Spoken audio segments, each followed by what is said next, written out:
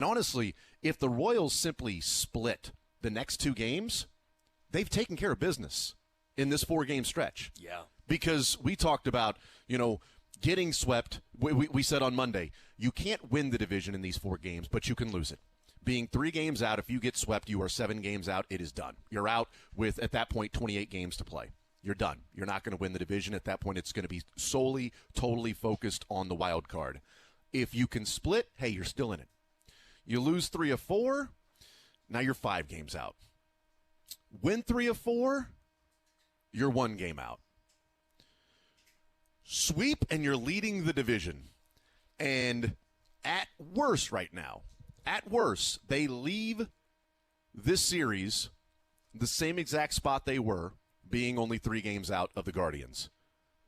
Going on the road, facing off against the Guardians team. And like we said yesterday, Sterling, that sometimes it's better when you play a team rather than the team you're playing.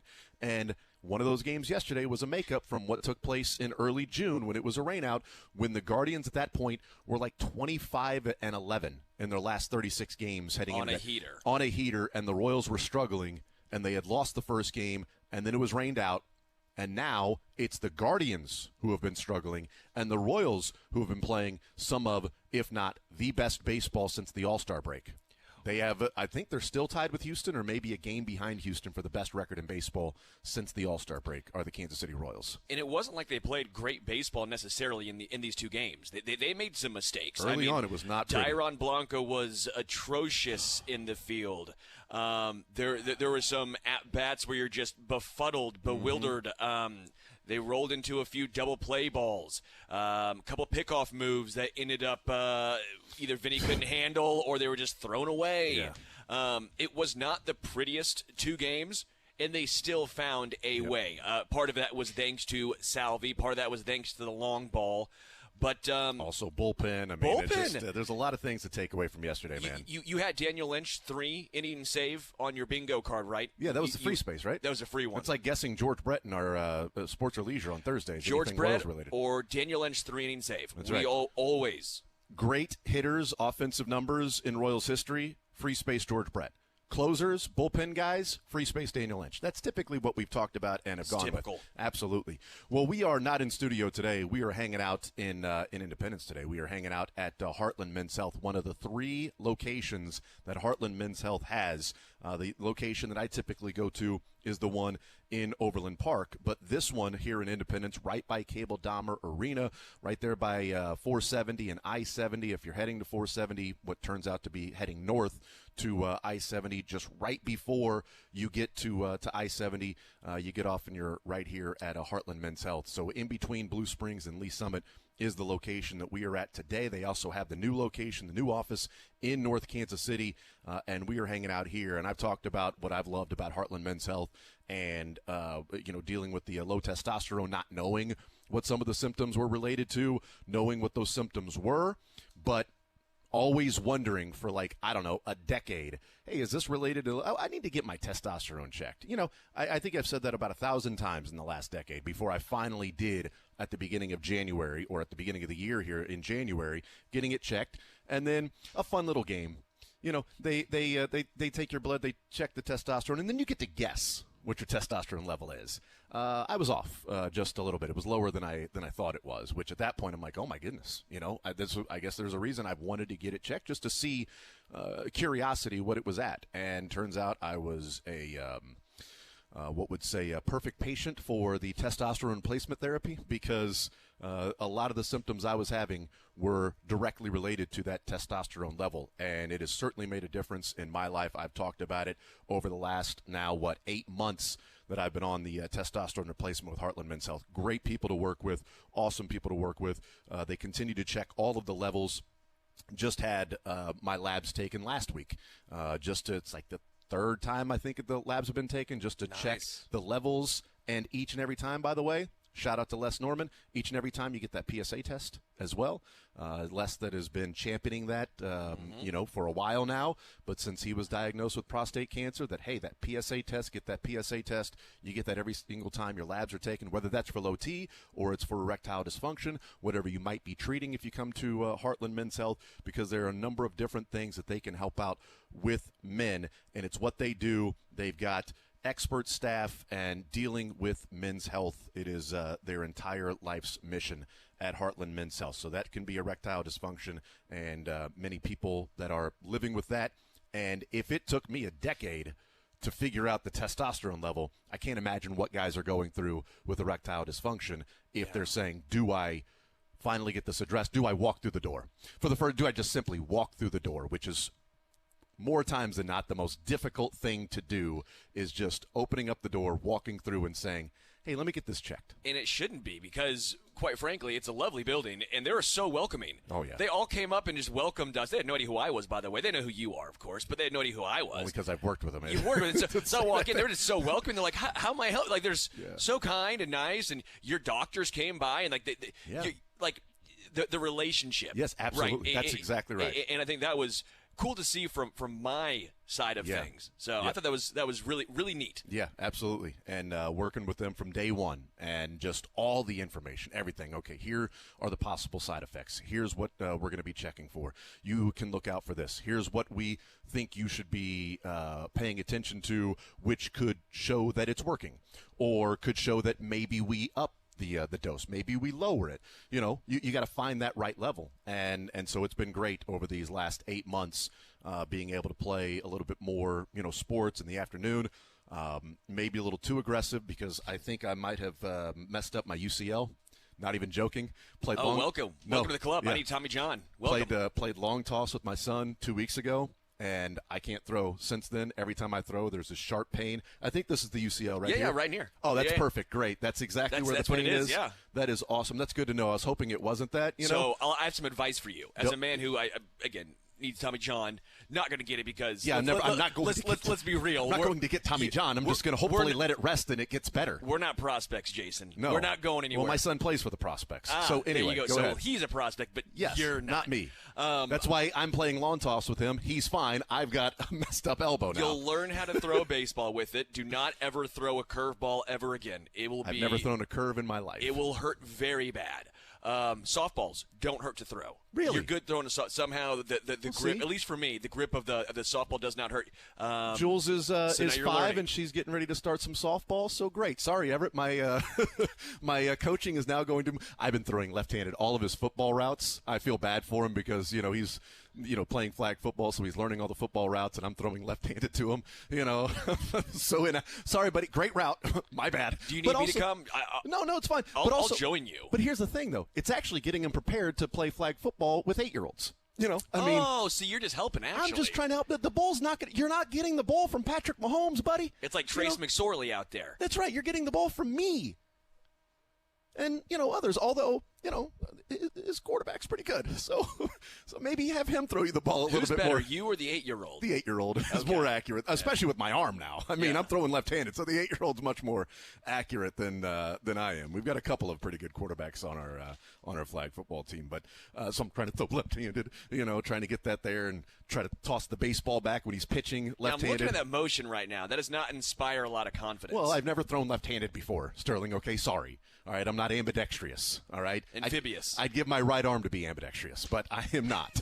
It's just nothing I can do about that. If you give your right arm to be ambidextrous, you would no longer be ambidextrous. You'd just be left-handed. Not sure what you mean. You'd just be left-handed. Not sure what Jason. you mean. No, I'd be able to throw with my left hand then. I'd be able to use both. True. I mean, you couldn't use both at that point. Absolutely. I've always used the right hand. Now I can use the left hand. That makes me ambidextrous. But not if you gave it away. Not sure what you're talking about. I think what I said is perfectly logical. But yeah, so maybe a little bit too much testosterone. Let's play some long toss, buddy. I don't need to warm up. I'm good. Let's just fire that thing. You know what? I'm not going to use the bat to hit fly balls to you. I'm not as good as that, but I know where I can put the ball when I'm throwing it in the outfield to you to play a little outfield there, buddy. I got it here. It's a problem with dads these days, really. Dude. They throw too hard now. Back in the day, the dads weren't throwing as hard. Dude, it's all about velocity these days. These new age dads, it's all about spin rate. I keep going and checking the spin rate, and I've been trying to increase the spin rate just to help them out with those fly balls. But honestly, I am terrible with the fungo bat because I'm not good at baseball. Okay, I've been around the game. Those that can't do teach. Okay, I can teach and the those fundamentals. that can't teach PE. Yeah, that's right. But shout out to all the PE teachers out there that know what School they do. of Rock, by the way. Shout out them. Blame them, not us. Exactly. But I'm terrible with the fungo bat, so I can't hit consistent fly balls. So I typically throw them, and I just haven't brought myself to buy the fly ball tennis racket that they sell. Just those tennis rackets that are specifically for baseball to hit fly balls. Kind of feels like you're giving up at that point. I got to get it now. I don't have any choice, because I'm not throwing fly balls anymore ever again. And he's not going to get practice if I'm hitting on a fungo bat. He's going to get a lot of practice on running backwards, sprinting in, or fielding ground balls. He's not going to get a lot of practice on actually tracking a ball that he can catch. All right, seems like a waste of time. Yeah. So I just need to go ahead and get that done. Just go ahead and buy that thing and get it done. But if you are thinking about whether it's erectile dysfunction or testosterone, go ahead and get it done. Just go check out any of the Heartland Men's Health locations, Overland Park, Independence, where we are today. Again, right by Cable Dom Marine. It's on Arrowhead Drive, and the new office in North Kansas City is where you can go and check out everything you need. If you are wondering about, how the different things can impact you here, check that out. But 470, 40 Highway right there, and then Arrowhead Drive is where we are located today. But again, one of 3 locations. Royals are located in second place in the division. The Chiefs are located out at the practice facility right now going through practice. We will get more and more information about, guys that are making the team, not making the team, guys that are going to be, positioned in certain spots on the depth chart. We have, a lot of that information. That we have a pretty good idea, pretty decent idea of what we think about where some of these guys will be. I tweeted out this morning. I've been told that it's not going to be a good day for Justin Ross fans. Yeah. And the number 19 will be available. So that's what I tweeted out. I said, after today, Justin Ross fans won't really be excited, and the number 19 will be available for someone to use it.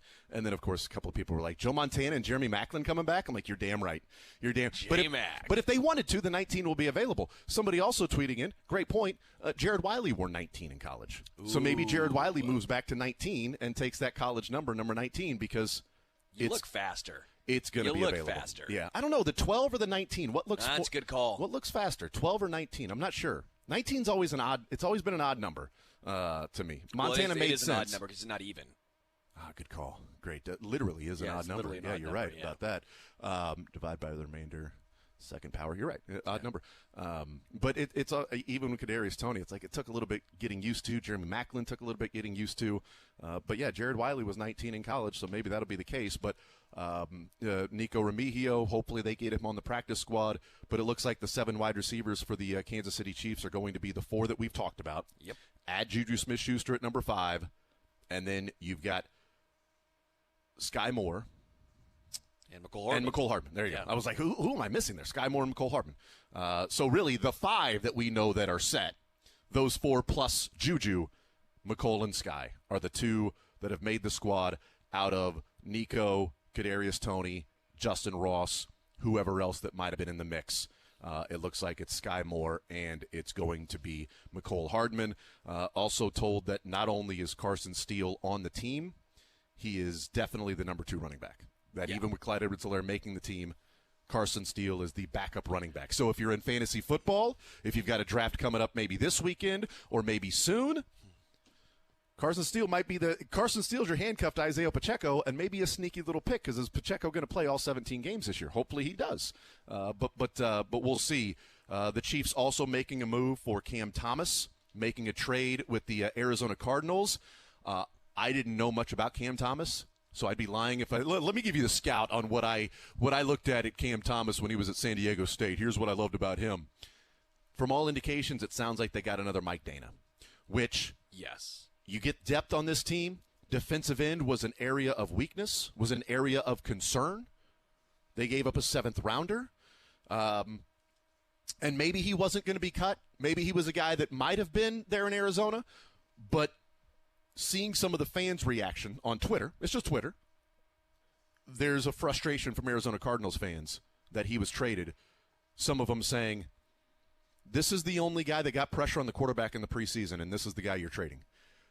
But it seems like those that have covered the team or are covering the team don't feel like it's a scheme fit for Cam Thomas in Arizona for whatever reason. It doesn't fit there, whereas it's a scheme fit for the Chiefs and Steve Spagnuolo. They have a needed defensive end, and I think they're now back to keeping 5 defensive ends. I had them with 4 defensive ends in Volume 2. Volume 3 that I put together this morning for the final 53-man projection, Cam Thomas is absolutely on the team, along with Malik Herring and FAU and Mike Dana and George Karlaftis. So keeping 5 defensive ends now. Truman Jones is out. Amenahu has been already reported that he's going to start the season on the PUP list. Not a surprise, but should point out, along with the report of Amenahu on the PUP list, is that they're hoping to get him back early November. PUP list is only 4 games. So he only has to miss 4 games. Sure.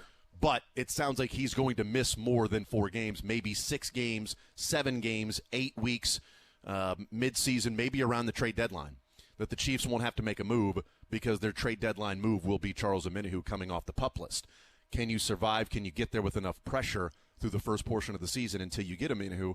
And when you get Amenahu back, boy, that pass rush looks a whole lot better, especially if they get anything from Cam Thomas. That seems like he is a high-motor guy that can move inside, play outside, and can pressure the quarterback, and feels like, again, you've added to the defensive line, defensive end group with maybe another Mike Dana type player. Those guys are valuable. And what I'll say with some of those Cardinals fans, and why I think the people who covered the team understood maybe a little more, the Cardinals traditionally run a 3-4 defense. Mm-hmm. He's more of a 4-3 type of end. Yep. So he was lining up almost as a linebacker in Arizona with his size, his skill set. It wasn't a great fit. You can maybe question why they drafted him in the 3rd round. Well, they've had a regime change and everything. And they have, but he was drafted in the 3rd round. A lot of projections had him in the 4th round. It was not a great fit from the get-go. So if you're wondering about production, if you're wondering about the scheme, he would fit better in Kansas City in this traditional, I don't even want to say 4-3, but just for the sake of argument, the Chiefs do run at least a 4 defensive line front. Mm-hmm. Cam Thomas should be a better fit here in KC, and hopefully the numbers will back that up. Yeah, he was drafted in the 3rd round in 2022, pick number 87. And since then, the Cardinals have changed out coaching staff, and they have decided that they are going to move on from Cam Thomas. They get a 7th rounder in return. The Chiefs get depth at defensive end. And when we've talked with whether it be Adam Teicher or Matt Derrick, Kent Swanson, Matt Lane, different guys we've had on, the same theme has been if the Chiefs are going to be working the waiver wire or trades on cutdown day, it more than likely will be for defensive end. That has been the read from those that have been at training camp or covering the team specifically and closely as the guys I just mentioned. And that is exactly what has happened, is that the Chiefs working the waiver wire, looking for defensive end help, making a trade, giving up a 7th rounder for hopefully another Mike Dana. But the difference between having this guy on the team as opposed to Truman Jones, no offense to Truman Jones, but your team got better today with Cam Thomas. We'll see how good he is, but I'm guessing he's better than Truman Jones. I don't like giving up draft picks, but the Chiefs are essentially saying this guy ain't going to be available on the waiver wire. He's got to be waived. He's not a vested veteran. He hasn't played 4 years yet. So he would have to go to the Chiefs at pick 32 in the waiver wire. Yeah. He ain't getting there. So they give up a 7th rounder to make sure they get him. We'll see how it works out. I like that. You've got 2 years left on his contract, so you got this year and next year for Cam Thomas. So you got a little team control, guy out of the bullpen, a little team control there for Cam Thomas. We'll take a timeout. I want to keep talking Royals. We'll hear from the Chiefs coming up an hour from now. We're hanging out at Heartland Men's Health. I think this turns out to be a guy who we thought was on the team that ends up getting cut. I have not been told this at all, whereas Justin Ross, Kadarius Toney, Nico Remigio out. Yeah. Pretty strong indication that that's the case. So I want to weigh in on somebody that I think is not being talked about, but could be the surprise cut of the day. And then I went back and found the clips after Juju Smith-Schuster signed with New England from Andy Reid and Matt Nagy and Travis Kelce talking about what Juju brought to the table and what they would be missing with Juju. Thought it was interesting what they said versus what we were talking about yesterday, bringing Juju Smith-Schuster back. We got another Rexgasm yesterday with the and we got a. Not only did we get a Rexgasm, we got a Rex prediction in real time. This guy's given up 3 home runs, 4. He said 4 as he was swinging the bat. The pitch was coming in. He's swinging the bat, and he said 4. I mean, God, I love Rex. I love Rex. If you are dealing with erectile dysfunction or low testosterone and other things, you got to go to Heartland Men's Health and check them out any of the 3 locations. We'll take a timeout. We'll come back, continue rolling. We'll talk about that, what could be surprise cut, give you a little hint, defensive line. I think that's what it affects there with Cam Thomas being brought in. And we'll hear from Andy Reid, Matt Nagy, Travis Kelce about Juju Smith-Schuster, Matt Quattrero weighing in on the Cole Reagan's cramps. Boy, that was nerve-wracking. Yeah. That was nerve-wracking when you see somebody come out, the trainer come out. And then Quattrero also talking about the MJ Melendez game yesterday. Same game. First game there yesterday, but the Cole Reagan's cramps, what I would call the MJ Melendez game, even though Bobby Witt hit the game-winning home run, there was 5 runs. 5 runs that I think, and maybe more, because if he doesn't make the catch, dives and doesn't make it, Noel's at third, and there still is only 2 outs in the inning, and 2 runs would have scored. Instead, he makes the catch, you get out of the inning, and the 3-run shot. I don't know how WAR is calculated, but he deserves at least 1 WAR in that game. If we're talking about wins above replacement, MJ Melendez gave them a win above replacement yesterday. Yes. I mean, he accounted for 5 runs in a 1-run game. We know that's not how it's accounted for. I get it, but that's a WAR. That's 1 WAR. That was a win. That's a WAR. He's had a couple of, for as bad as MJ's been, he's for had the a couple of wars of the season. He's had a couple of wars. He's had a couple of wars. We'll take a timeout. We'll come back, continue rolling. More Zone next.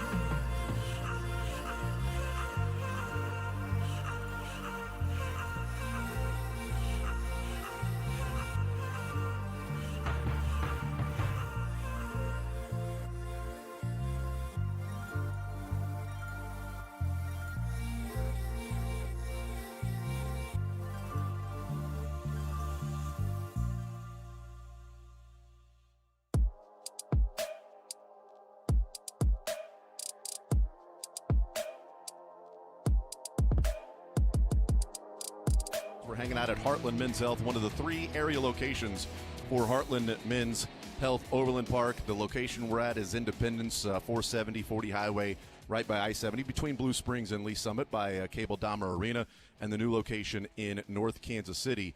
But we are at the Independence location here in Heartland Men's Health. This would be my home location if I were still living in Lee Summit.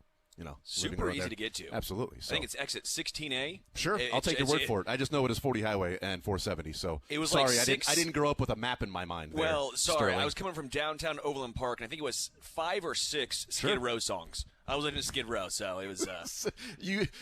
I can actually see that you judge how far you have to go by Skid Row songs. Yes, correct. You're going to take a right at this street. It's going to be about 3 Skid Row songs. After that, it's about then halfway you're going to take a left through Quicksand Jesus. Okay, and then when you get to In a Darkened Room, you've gone too far. Okay, when that song finishes, you've gone too far. Is that the metric system? What is that exactly, Sterling? Is that the Sebastian Box? It's the skid system. It's the Sebastian Box system. The row system. That's right. Yeah. I'm heading to Columbia, so it's 4 Stairway to Heavens, and we'll be there. And a 2112 by Rush. There you throw that in there, then you're good. And you're good. You're gonna be, maybe that's something that Brady Cook listens to in his headphones, getting ready for the Tiger Walk.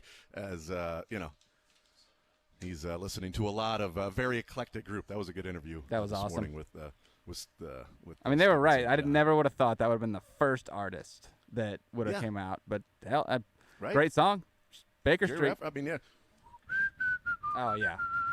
Anytime you get a saxophone in a song, you know it's going to be a good song. You get a sax. See, and I'm a horn guy, so I mean, get a horn in a song, it makes all the better.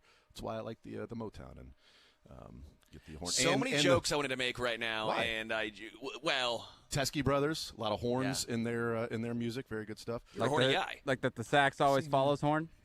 Is that what you were going to say, Sterling? Just right there. See, Dylan had the better joke. Yeah. Dylan didn't. Typically, the sax comes after the horn. Boom. I don't think.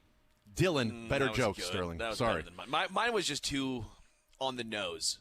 Yours was just too obvious, is what it was. That's on the nose. That's what it means. Sure, that's fine. Jason. On the nose is sort of getting something right. Yours was just obvious. 913-912-4810 is the text line.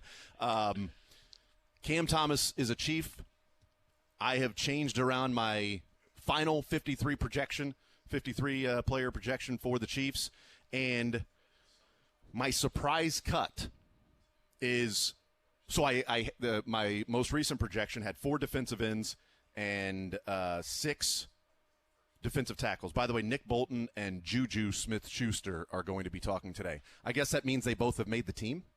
Shocking. Okay, so if Patrick Mahomes, now I got to change this. I got to put Juju on my 53-man roster now. If Mahomes makes the team, I'm going to golf. I'll just say it. If Mahomes makes the team, I will golf at some point. When Corey was moving to Salt Lake City and we hadn't announced that he was moving and leaving the show, it was when Vinny Pasquantino was just killing the ball in AAA. Yeah. And Corey goes, I swear to you, if Vinny Pasquantino is not called up by Friday, I'm quitting. I'm leaving. I am done with this show. And people are like, dude, you can't say that and not hold true to your word. But we knew that he was. You knew that he was and leaving. he wasn't called up. So then Corey's like, look, I'm done. I said it on the air. I'm a man of my word. I am leaving the show now. Sorry, Jason. And then, of course, we eventually announced that he was leaving for Salt Lake City. That's really good. Yeah, it was pretty good. That's a good. It was pretty good. Now, I don't know what we would have done if they would have actually called Vinny Pasquantino up on that particular day. Yeah, what do you do that for still. you? I'm still leaving. Yes. So here's my surprise cut. I've now gone 5 defensive ends and 5 defensive tackles. I went 4 defensive ends and 6 defensive tackles. Now it's 5 and 5. Derek Nottie is who I have being cut today. Really? Yeah. We'll see if that happens. Yeah. I like Derek Nottie. He came on with us at the softball game, so I hope I'm wrong. They like Neil Farrell. They like Dickerson. Yeah. We know what Mike Pennell can do. Jones and Turk aren't going anywhere.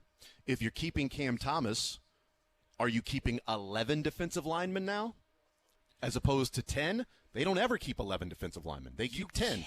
You can, but now you're really getting into some numbers. Now you lose Dion. Now you're like 4 cornerbacks and 5 safeties. Or you got 4 linebackers and you're not keeping Cam Jones. Or you go 24 offense, 26 defense. Okay, you can certainly do that. Maybe you go 9 defensive linemen and 3 running backs. You could still go 7 wide receivers and 3 tight ends and 2 quarterbacks. Yeah. So you could go 24 and 26. That's certainly true. But I think what Derek Nottie has offered the last couple of years and being injured, again, they traded for Farrell. They love what Pinnell's offering them. Sure. Pinnell and Nottie are sort of the same thing. And they like Mac Dickerson. We know they like Mac Dickerson. They do. It's sort of a numbers game. It's a numbers game, and he's a vested veteran, sure. So he could sign somewhere else or return to the practice squad. I don't know if somebody else would sign him if the Chiefs are going, we're moving on in a position that's not necessarily of strength. I don't know. I think if they had to, here's my thought process, Sterling. If Cam Thomas is taking a defensive line spot, sure, maybe they were. Maybe Truman Jones was already on the team, and he's just taking Truman Jones' spot. Sure. Okay. But if he's taking a defensive lineman's spot, I don't think he's taking Matt Dickerson's or Neil Farrell's or Mike Pinnell's. Maybe it's Dickerson, maybe it's Farrell. I don't know. But that's why I went with Derek Nottie. I feel like he's got the least of the upside of those guys. You know what you get, and you already have that in Pinnell. I think he's replaceable with other guys that might be out on the waiver wire is what I'm going with. I understand where you're coming from, and again, Nottie's skill set's more one-dimensional, right? I don't think we've seen the growth of Nottie that a lot of folks would have liked to see, especially early on in his career. I think he had a really good third year in the NFL. Yeah, yes. And it's sort of and you know what, you got something out of him, that's fine. I do think you're correct, and him and Mike Pinnell are semi-replaceable. They're interchangeable. Somewhat one in another right there. But I don't think Mike Pinnell's playing a ton of snaps. Mm-hmm. I don't. I think it's more specialized Mike Pinnell snaps. So I think Derek Nottie's almost the consistent run stopper, and then when you really need a guy to come in, it's Mike Pinnell. I do wonder if this is a Malik Herring situation. Is Malik Herring the odd man out, and you just switch out Cam for Herring? Mm-hmm. Could be. I think Neil Farrell can be. I mean, he's 6'4", 330. Sure. Like I think Neil Farrell is a guy that they like, and maybe if he just gets more playing time. You've got Farrell and Pinnell, so it might be we need some bulk rather than Turk and Jones. Yeah. We're going to go with a run stopper. We'll bring in Farrell or Pinnell. We're rotating some guys, so instead of Turk in there, we'll bring in Matt Dickerson as opposed to having Farrell, Pinnell, and Nottie. Yes. Guys that can all sort of do somewhat of the same thing. And, Nottie being older and Farrell being 25 years old. I like the thought process. I guess I would be surprised if Nottie's cut. That's why it's a surprise cut. Yeah. Again, I love your thought process, and it makes a lot of sense as far as the positional, what they bring to the table. All three are very similar. I guess I don't see Nottie missing. I do think it would be Farrell, Dickerson, or Herring even. Yeah. That would be on the outside looking in. I just think the defensive end depth, they can't let go of Herring because he can play out there. He's sort of like a Dana. That's what they have to go with right now. Well, they were already going to rock with the 4. Mm-hmm. It seemed like they were going to go with the 4. It seemed like they were, which all you're doing at that point is switching in Cam for Malik. Mm-hmm. Yeah. But I just think there's such a depth issue at defensive end that you're adding to that to help the depth. If you take Herring off, now you're back to the depth situation again. For instance, PFF, it's a data point, right? We always preface it with that. It's not. Well, if it helps my cause, I use it. If it hurts my cause, it's absurd. But it's not the end all be all. But Derek Nottie's third year with the Chiefs had a 75 overall defensive grade and an 82 run defensive grade. Wow. And like I said, his third year was really good. It's like, hey, Derek Nottie has had, by the way, a really impressive season. Those numbers backed up what we were seeing with him on the field. Since then, a 52.8 defensive grade, a 52.6 run defense, 41.3 defensive grade, 38.8 run defense, and this last year, 40.6 and a 40.9 run defensive grade. And those numbers have sort of backed up what we've seen on the field as well. And that's why I just wonder if, a guy who's going into, year 7 in the NFL as a defensive tackle, and somebody that offers the same skill set that a 25-year-old offers. And I know Mike Pinnell's been in the league longer, but he's been more productive, since when he's in there. So I don't think they're moving on from Mike Pinnell. Maybe it is a Malik Herring thing, but they're going to have to make room somewhere for, unless, of course, they already had room and Truman Jones is just missing okay, so if Truman Jones was on the team, who was off the team that we already had on the team? The only way I can view this is if they go 9 offensive linemen. If they're going 24 and 26. Yeah. Then 3 running backs, no. 3. The only possible scenario if you're going to keep just switching out that and then you're keeping 11 defensive linemen. Again, I don't mean to be hyperbolic, but that's the only way I can possibly see, because I think you're keeping at a minimum 5 linebackers. I think you're keeping at a minimum 10 defensive backs. I think you're then keeping 9 offensive linemen, 3 tight ends, 7 wide receivers, 3 running backs, and 2 quarterbacks. That's the only, and then, of course, the 3 special teamers. Yeah. And like, for instance, Mike Pennell played 3 games in the regular season this last year and then all 4 games in the postseason. The 3 games in the regular season, his run defensive grade was 46.1, 41, and 49. The 4 games in the postseason, 72.5, 69, 63.5, and against the 49ers, 82.1. Yeah. Like, he stepped up and played some phenomenal football when it came to postseason time. And Unati played better in those games, played well in that game against Miami. Yeah, I thought he played when he got hurt. Yeah. And then Pennell had to step up and play. Yeah. And he played really well in the absence of Derek Nottie. They needed him to be that guy, and he was, and maybe that gets him a full season, not a full-time, but a full season job this year as opposed to 3 games at the end of the season. We'll see. It's just Cam Thomas, I love the move. Sure. Somebody lost a job today because Cam Thomas was traded for. And the Chiefs have been trying on the defensive line. I mean, they drafted, what's the guy that everyone's excited about last year, and then he got cut, went to Denver.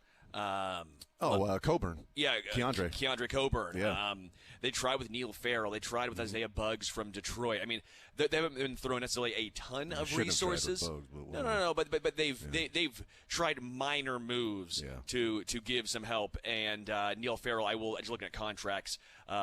Derek Nottie is a $2 million cap hit if he's cut.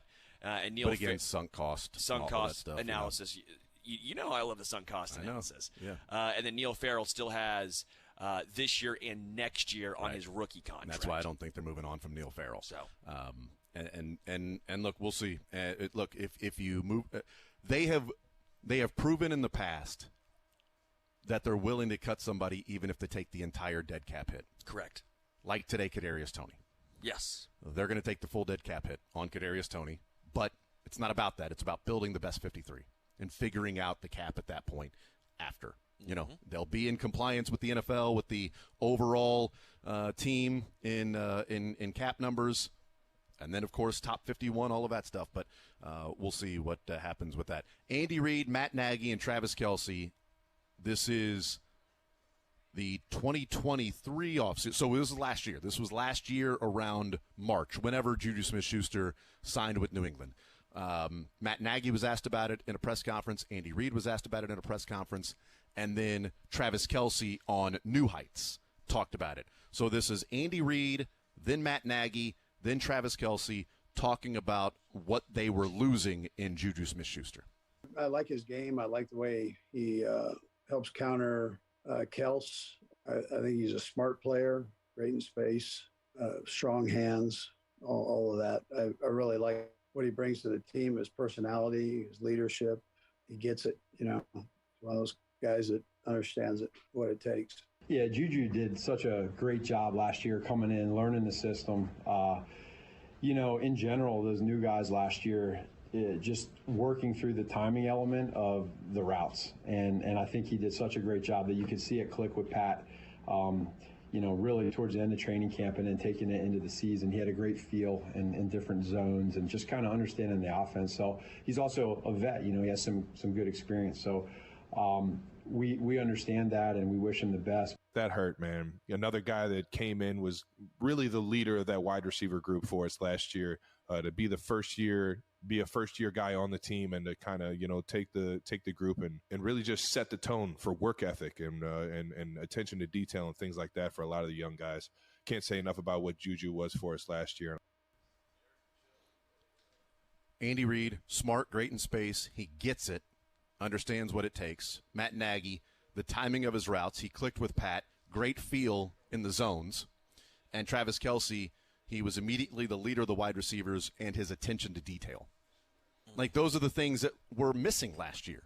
Attention to detail, feel in space in the zones until Rashee Rice sort of came on and was that guy that had that feel, sort of gets it, understands what it takes. I think that's been missing from this group because, quite frankly, and not to pick on the guy, but, two guys that are getting cut today in Tony and Justin Ross. I mean, Tony gets it, understands what it takes. I don't think so. I don't think he gets it because he treated this offseason like he had a job, like he was guaranteed a spot. He didn't show up to anything voluntary. Like, what are you doing? He showed up to the involuntary minicamp. Those 3 days. That was it. That's the only thing he came to this offseason until training camp. Like, you're showing up like you've got a job. Like you're Chris Jones or something, or Travis Kelce. Like, you don't have to be there. Oh, by the way, they were. Kelce was there. And Chris Jones not as much, but Chris Jones does have a job. Patrick Mahomes was there at every single thing. He's the quarterback, the leader, obviously a little bit different. But all the other wide receivers were there. Sky Moore didn't have a job guaranteed. He showed up to everything. Justin Ross didn't have a job guaranteed. He showed up to everything.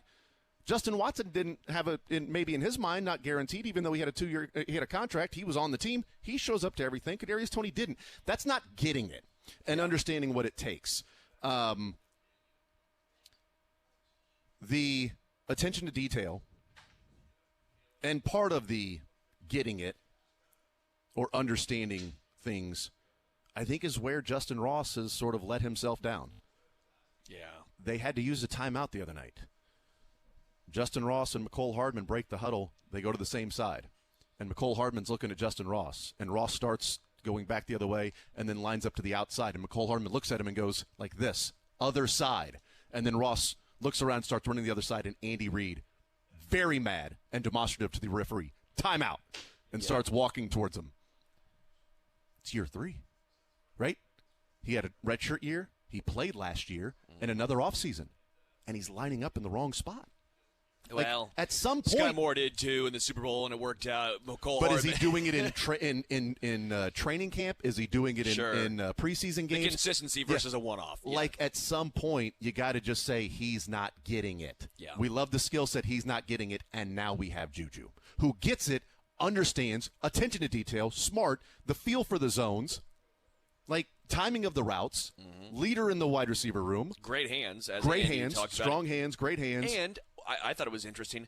I don't know if he said great compliment, but plays well with Travis. Yeah, right, and, right. And that's a really important thing is guys who can understand the soft zone, understand that, hey, where can I go that can also help Travis Kelce out? Where can I get him some one-on-ones and not him getting doubled in the middle? And by the way, Seth Kaiser did an interesting breakdown of Juju Smith-Schuster watching all of the clips from him with New England last year. And there was one particular play that he outlined and highlighted, and it was one to where he finds himself in his own. Now, when you're looking from the all-22, the eye in the sky, it's pretty easy to see, like, oh, that's the exact middle of those 3 guys in a triangle.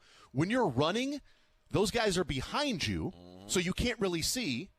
And if you are pressing the safety, who's then in a back pedal, do you know how far you have to run for you to turn around to where the cornerback and the linebacker are equal distance in, like, creating this triangle, and you're in the middle of Bermuda?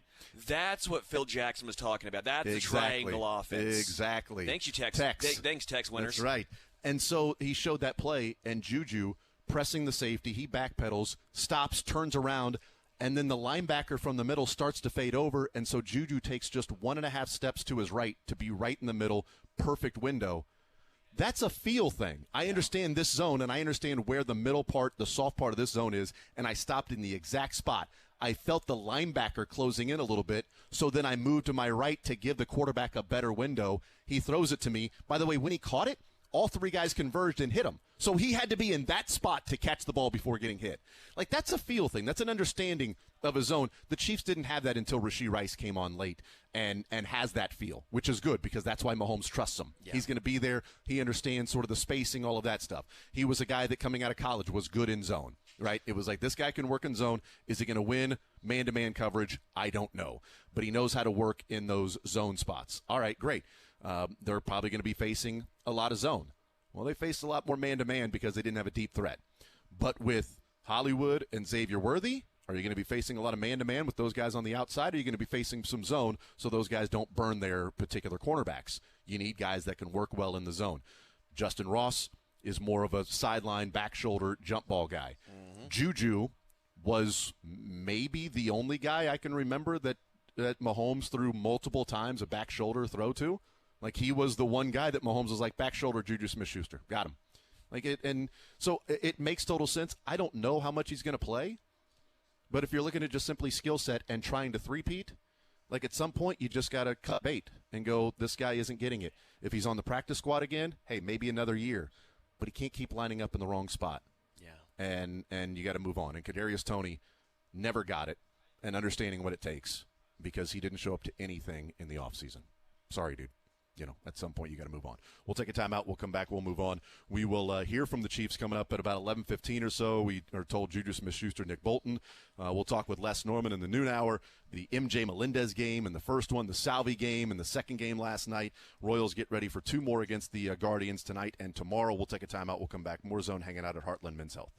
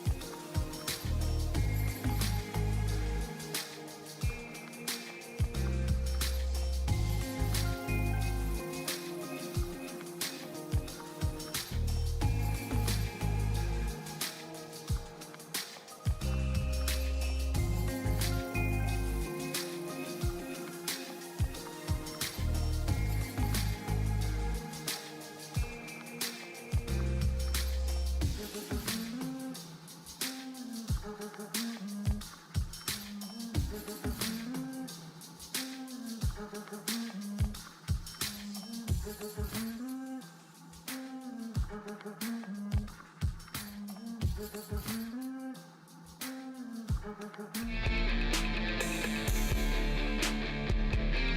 right, coming up in the 11 o'clock hour, we're going to hear from Nick Bolton. We'll hear from Juju Smith-Schuster.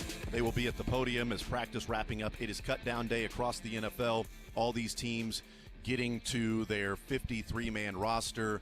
A rough day for a lot of people in the NFL because, losing their jobs. And it's not a great feeling for those particular guys. And look, you got to make the decisions.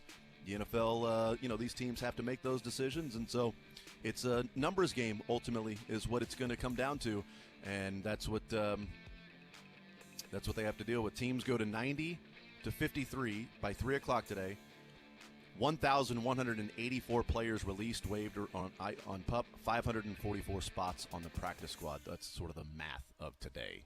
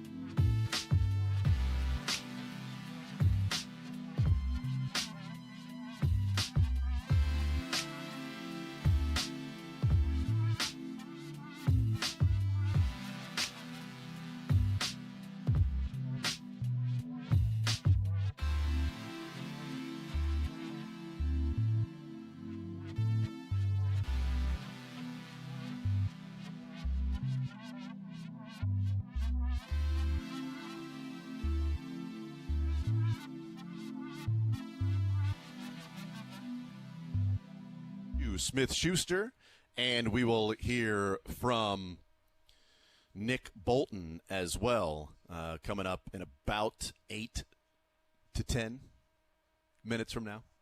I see what you did there. I did 8-10 minutes there. We talk about sunk cost and taking a cap hit because you're just trying to build your top 53, your best 53-man roster, regardless of contract status. And we're discussing that in, like, the money they lose in a dead money with Kadarius Toney, right? You move on from him, you're eating the entirety of the contract that's all guaranteed money.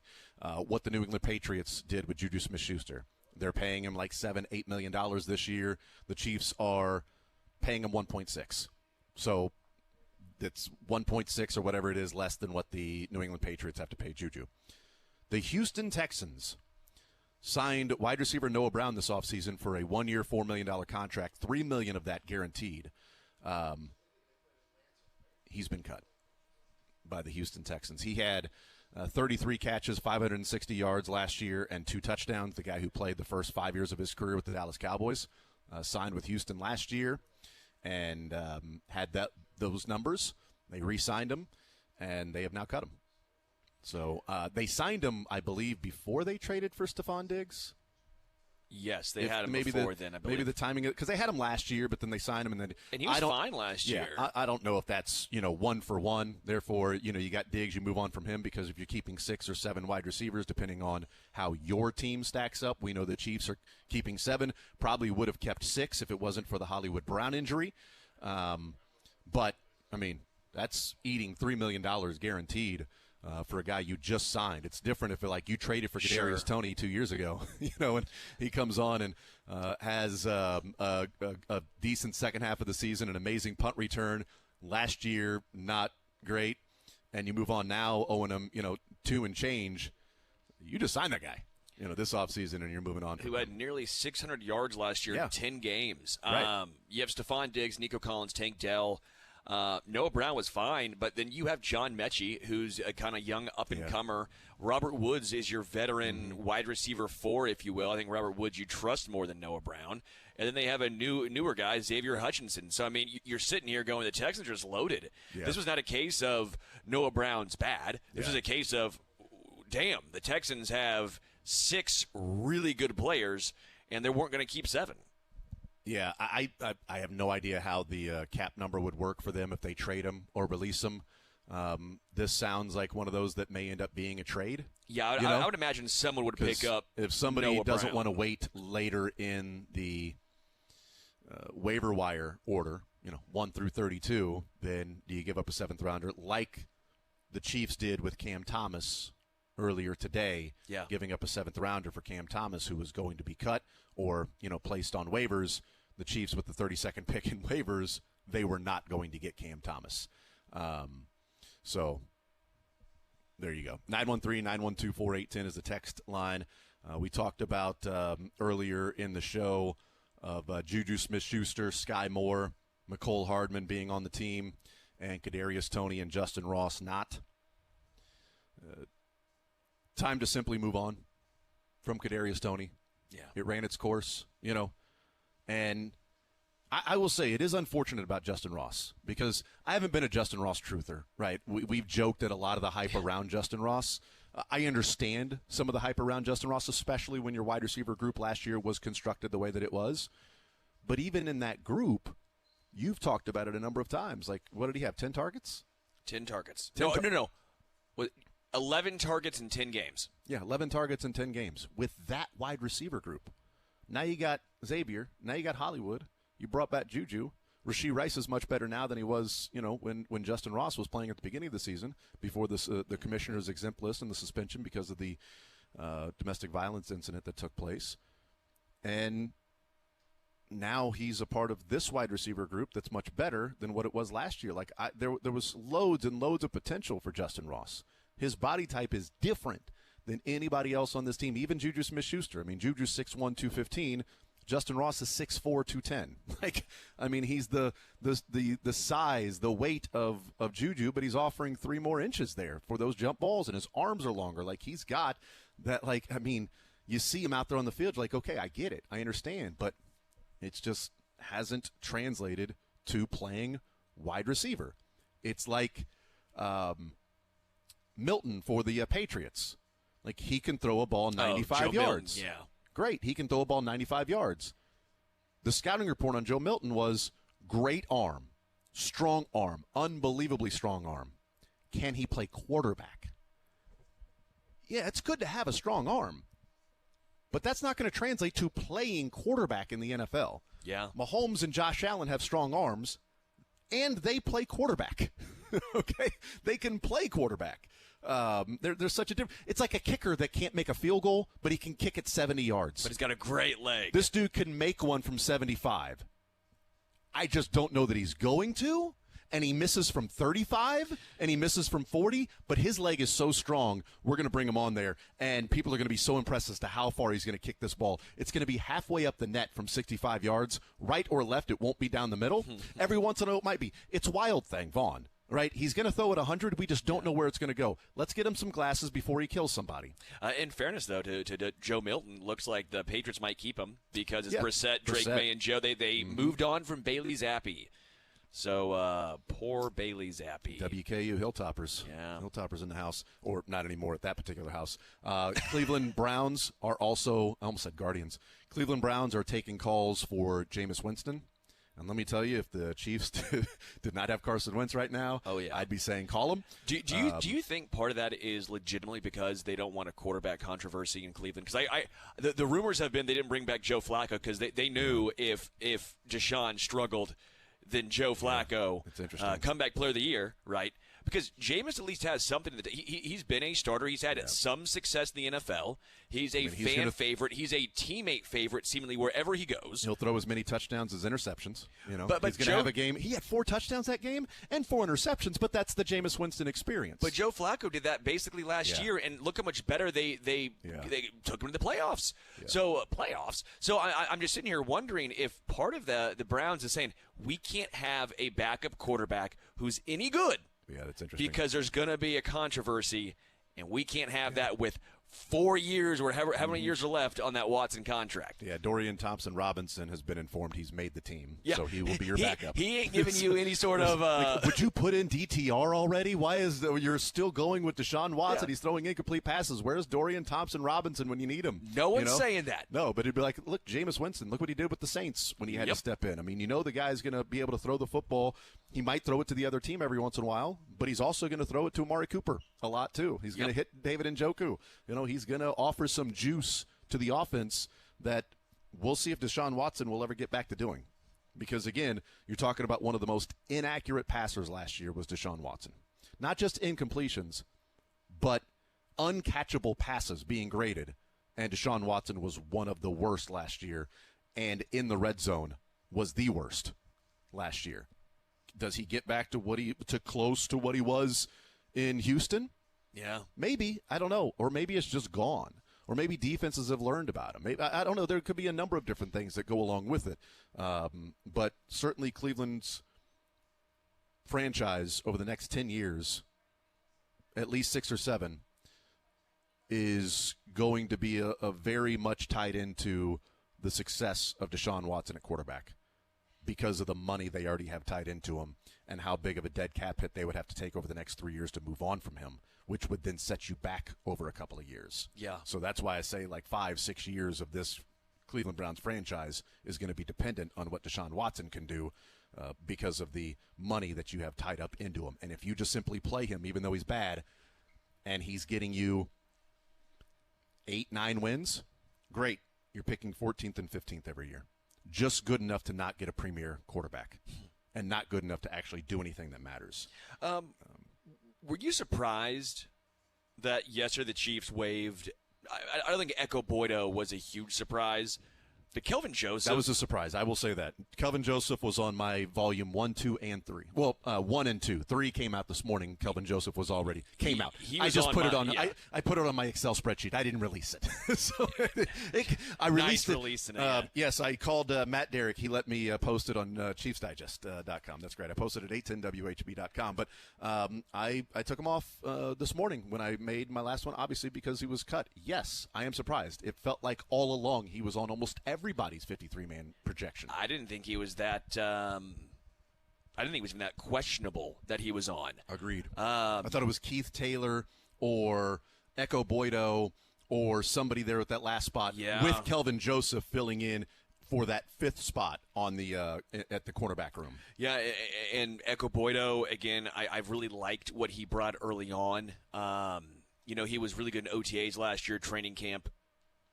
Yeah, and then obviously I liked him at the end of last year, but he never really regained that. Yeah, feel bad for Echo Boydo. I was excited about what his future could hold here in Kansas City, but this probably is great news for Keith Taylor. It seems like it, yeah, unless there's somebody else that they're looking at on the waiver wire or another trade. The Chiefs, you don't ever want to be in the business of picking up other teams' cuts, right? You don't want to be that team. You want to be the team that cuts somebody and everybody else is trying to get them. Correct. Right? And that's, it's where the Chiefs have been for a good, portion. I mean, they don't really play the waiver wire at the end and go and grab people that are going to be contributors that you're like, wow, I can't believe that guy's out there. Like, they're not looking for Noah Brown. They're not going after some of these cornerbacks that have been released. At least I don't think they are. Maybe they are. Maybe that's part of the reason. I mean, Cam Thomas makes sense because of a scheme fit. Cam Thomas in a different scheme would not be released or traded, but it wasn't working there with Arizona, so he's traded. I hope it works out, but there is a team that drafted him that has moved on from him. So there is a question of how good Cam Thomas can be. He's definitely on the team. And if he plays somewhat like Mike Dana, fantastic. That is awesome. Great. I'll take it right now. Settle out of court for a version. I'll take a drink. Thank you. There you go. That's a shot. You need to take a shot of that coffee. I will settle out of court water. For, I'm a healthy man. Sure. Settle out of court for Mike Dana's a level of Mike Dana, right? Mike, not a clone, but close to it.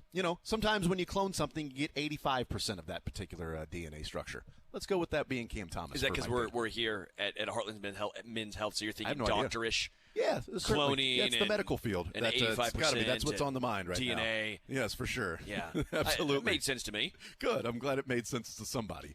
We'll talk with Les Norman coming up at noon. We're going to hear from Nick Bolton and Juju Smith-Schuster. So always loved hearing from Juju Smith-Schuster.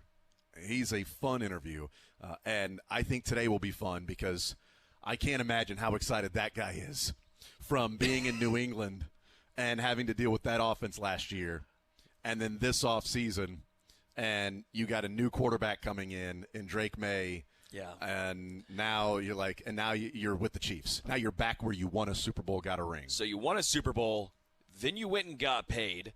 Yeah. Then you still keep your money and whatever the guarantees were, and then you leave and head back to Kansas City. Yep. And that's best case scenario for the guy. It's fantastic. I mean, I guess you missed out on a Super Bowl, but you also might take the large chunk of money, the more money you would have gotten there than you would have in Kansas City. And now you go for a three-peat. Over 3 years, so he got $8 or $9 million with the Chiefs. I can't remember what the final number was because of all the incentives. He hit so many of his incentives, which is great. That shows you how good Juju was that year. Yeah. Like he signed for like a 3-year deal, or a $3 million deal with the Chiefs, but so many incentives raised it to like $8 or $9 million. What he actually got that year. His guaranteed money with the Patriots was $16 million. It was 3-year, 25 overall. So he got $16 million guaranteed from New England. So then he got in 3 years with Kansas City in New England. So 2 years. Because if he didn't play this year, you're still going to get those $16 million guaranteed. Yeah. Plus the 8/9 that he got from the Chiefs in 2022. You're looking at $24 million or so. Yeah, 9.2. That's what they paid him because he hit all That's those. what it looks like. It says on my end on Spot Track. Let me look at what the what his cash was. $25 million in 2 years ain't bad, Jason. Would you pay me that? I feel like $25 million. I think you're worth it. Think I'm worth that? That is exactly right. That's what most. I know people my say. worth, Jason. Let's see. Cash for Juju. Oh, come on. Where's it at? Come on. Let's go Wi-Fi. Let's do it here. Do I need to look up something for you, Jason? No, you're fine. Are you being a dad right now? I got it. All right. 9.2 with the Chiefs, 9.6 last year, and $7 million this year. So $25.8 million is what he's made in 3 years, 22, 20, and he got a Super Bowl ring. Maybe 2, depending on what happens this year. Bookend it, the first and the third. Because before that, he had made 8, 9, 10, 11, 12, $13.5 million before these, and in his first 5 years, and now over a 2-year span, even if he didn't play this year, was making $26 million. Not bad. And a ring. Good for him. Good for him, absolutely. And now back with the Chiefs. So I think we'll hear an excited Juju Smith-Schuster, a happy Juju. The Juju is back in the Chiefs wide receiver Will room. he make a TikTok? He stopped doing that. Oh, did he actually stop? Did he stop doing the TikToks? No idea. I have no idea. I thought he stopped doing the TikToks. Maybe he didn't. I don't know. It wasn't nearly what it was in Pittsburgh. I'll tell you that much. Calmed it down just a little. It's because we were winning football games. The reason why everyone cared in Pittsburgh after they started losing and Big Ben started deteriorating and that's true. AB left. But when he was good, it didn't matter. But I think that the TikTok thing was like Pittsburgh Steeler fans. They were pissed about his lack of performance during. I just don't remember him doing TikToks for the Chiefs. No, he didn't. And maybe it's because we were talking about wins and losses like you're discussing, Dylan, or bringing up. But I don't remember that being a thing where we're like, oh, did you see Juju's latest TikTok? Again, I could be wrong because and I also think Andy allows for it as long as you are winning and doing everything the right way. So he's going to deflect or not play into that as much as well. And like you said as well, like we're winning, so we don't nitpick at all the little tiny things that are happening when, when he was doing that, he was dancing on the Bengals logo and they were like, that was when it was a little bit too far. Yeah. That's when you're like, dude, you need to dial it back a little bit, man, because now you're getting a little bit out of your skis. And none of on that these, happened TikToks, here. man. Yeah, he wasn't. And there's an element of letting your personality show through, which Andy Reid very much believes in. There's that part of it, and then there's the part of it of, hey, dude, don't be dumb. Yeah. Like, don't be a child. And he was young, out there too, dancing. So. Yeah, but, he is still young. I mean, he was a 21-year-old when he came into the league, but that was the last year he was with the Steelers, so he was 25. I mean, that was his 5th year in the NFL. He's you should know 27. better. Yeah, but you should know your 5th year in the NFL. You should know better that doing a TikTok on the other team's logo before the game is not smart. Yeah, I got a 3 in front of my age, idea. So I know. Now I'm a responsible man. Yeah, you wouldn't dance on another team's logo before the game. Newt Rockne wasn't dancing on the other team's logo before the game or anything like that. No, not at all. He was just giving Bart the old Starr. Gipper speech. Okay, got it. Yes, that's right. It was win one for the Gipper. Yeah, there you go. Tell him to go out there and do that. We're going to go inside and outside. We're going to go inside and outside. We're going to get them on the run, boys, and we're going to keep them on the run. And we're going to go. We're not going to stop to get that goal line. There's a team that they say is good, but I think we're better. Can't lick us. That's what do you say, men? That's just the speech from Rudy. I have no idea if Newt Rockne ever said that, but Rudy said that in the movie. Yeah, I was going to say, in the movie, he definitely said that, yes. So I don't know if he really said that in real life, although he was listening to an old record that sounded like it might have been recorded of Knute Rockne saying that at one point. So how great would the movie Rudy would have been if the dude just got lit up. Just they put him in. He just gets tossed to the sideline. See, small kids, this is what we're telling you. This is a dangerous game. He just gets pancaked. Just very physical. You just see Rudy. It's the montage of the in the movie Waterboy when they were when ESPN was showing other Waterboys that were trying out for teams and they were getting destroyed and taken off on stretchers and everything. It's like, that was Rudy. Stay in. And then they actually have to carry him off for a different reason. Yeah, it's they're not just on somebody's oh shoulders. man. You know? See, sorry, Sonny. Yes. This is why you were not playing, Rudy. Yes. Got to go, Rock. For your safety. It's okay. I don't mind. One day, Rock, when the team is down and the Breaks are beating the boys, tell them to go in there with all they've got and win just one for the Gipper. I don't know where I'll be then, Rock, but I'll know about it, and I'll be happy. Also from the movie, I believe that's the actual speech, but I could have butchered it. I'm not sure. Huh, did you know that? I did, actually. I knew that. Yep, that Juju and Nick Bolton are going to be talking soon. I knew that, too. Well, I knew that. Okay, great.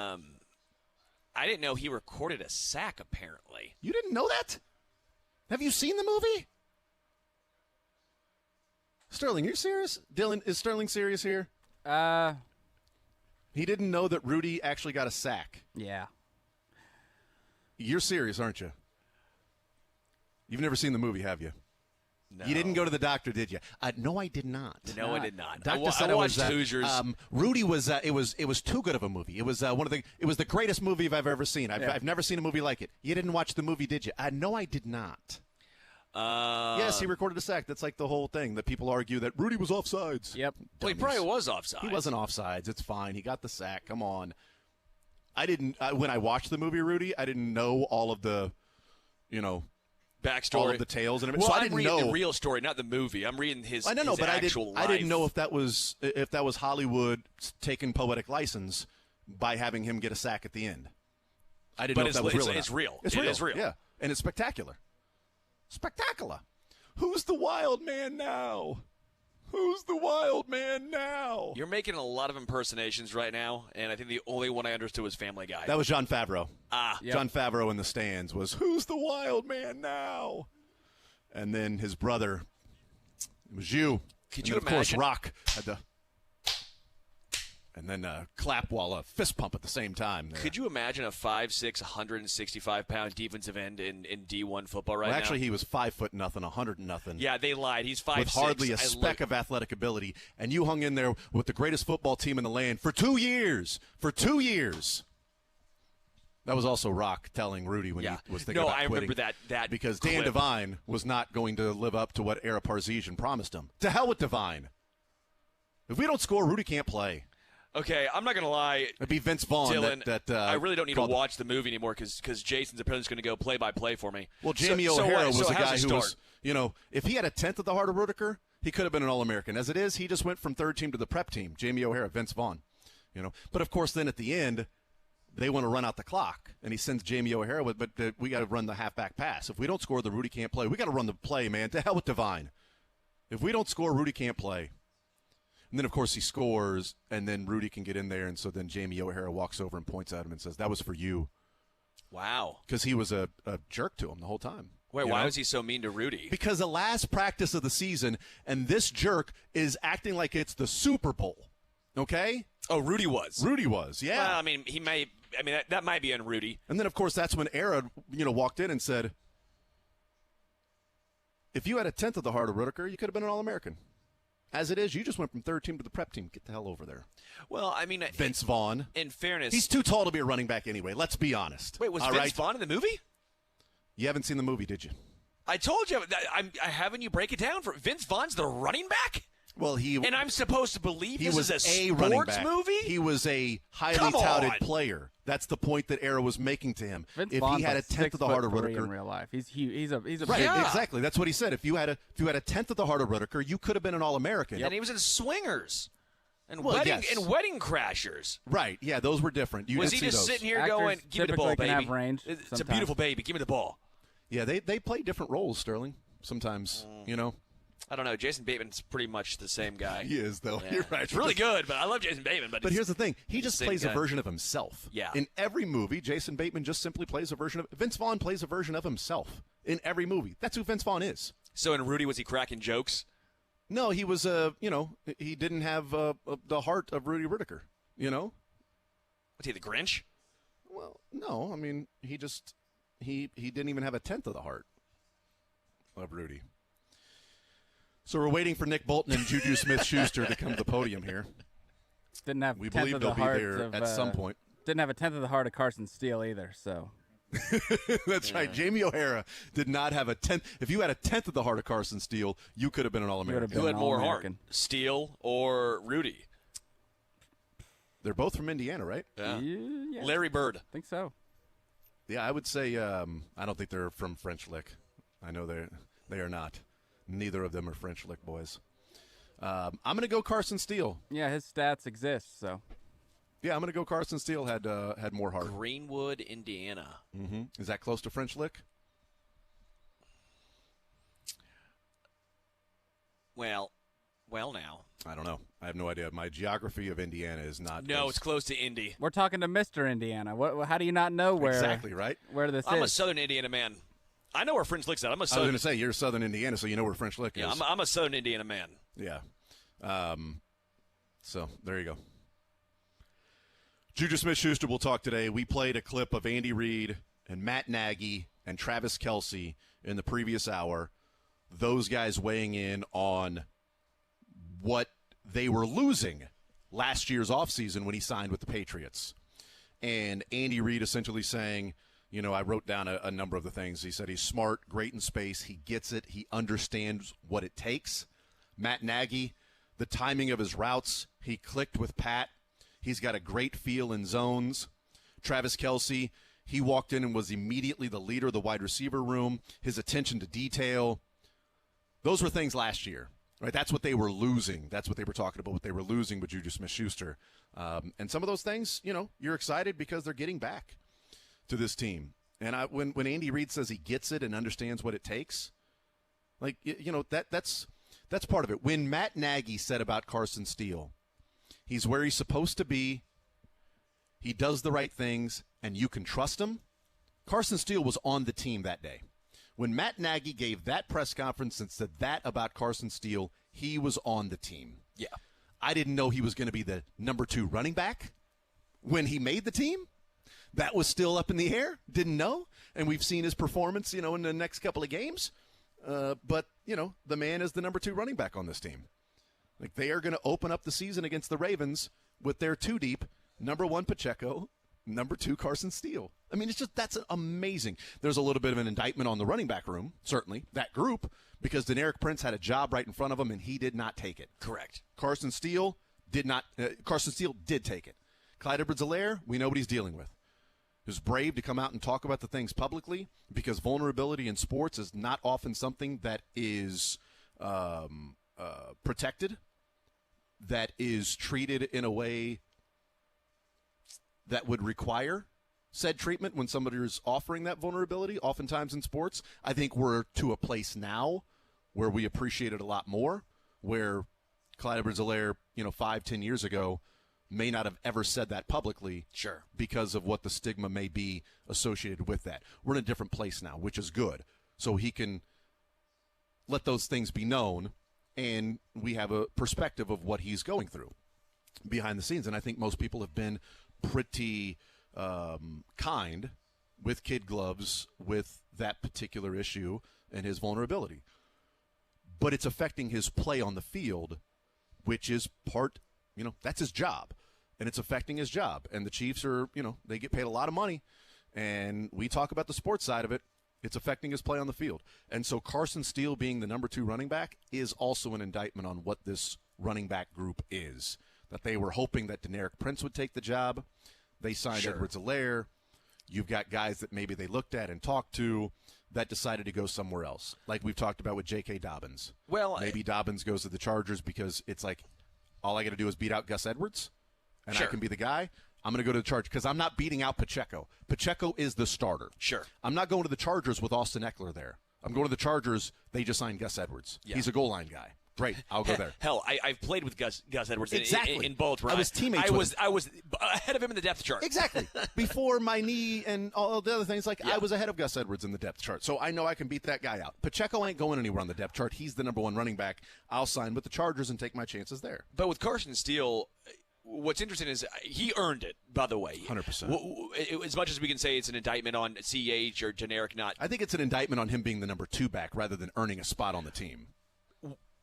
Would he have gotten the opportunity if the Chiefs' backup RBs didn't do well, they did. If Generic Prince came out and balled, if CEH came out and didn't have this going on, and he was out there and you knew you could count on him, would Carson Steele have ever even got this opportunity? So sometimes opportunities arise from it's kind of what the Chiefs want to have in the cornerback room, right? They were hoping that a Keith Taylor or one of these other guys, like Kelvin Joseph, Echo Boydo, could have came up and took maybe that Keith role. Taylor did. And maybe Keith Taylor did. But certainly they were hoping somebody would take the number 2 cornerback spot. Correct. And so that hasn't happened. for Carson Steele, it's almost like there was a negative. There was no RB2. It was a black hole back there. Or it was just assumed it was Edwards-Helaire. It was just assumed. Yeah. And because of a negative on the Chiefs, Carson Steele turned that into a positive, and he took it and ran with it. And now there's no denying he is the second best running back on this Chiefs team. And that's where I think, it's good to point out that, like you did, that there's credit to Carson Steele for doing this because he wasn't getting the opportunities early on. I mean, Matt Derrick, we were talking with him on Friday and said, how out of the blue is this for you? And he said, this is a meteoric rise, and pointed out that in mini camps and OTAs before training camp, Carson Steele was behind Louis Rees-Zammit getting carries. Amani Bailey. Amani Bailey was the excitement of the UDFA. Exactly. He wasn't getting the opportunity. But because of his work and his skill and his ability, he forced them to give him more opportunities. And when they gave him more opportunities, he continued to pass the test and be better and better. Okay, well, now let's give him an opportunity with the second string. Okay, he's doing what he needs. Now let's give him an opportunity with the first string. Okay, there's something there with the first-team offensive line that's opening up some holes for him. All right, let's see what he does in pass protection. Check. Let's see what he does in pass routes. Check. Yeah.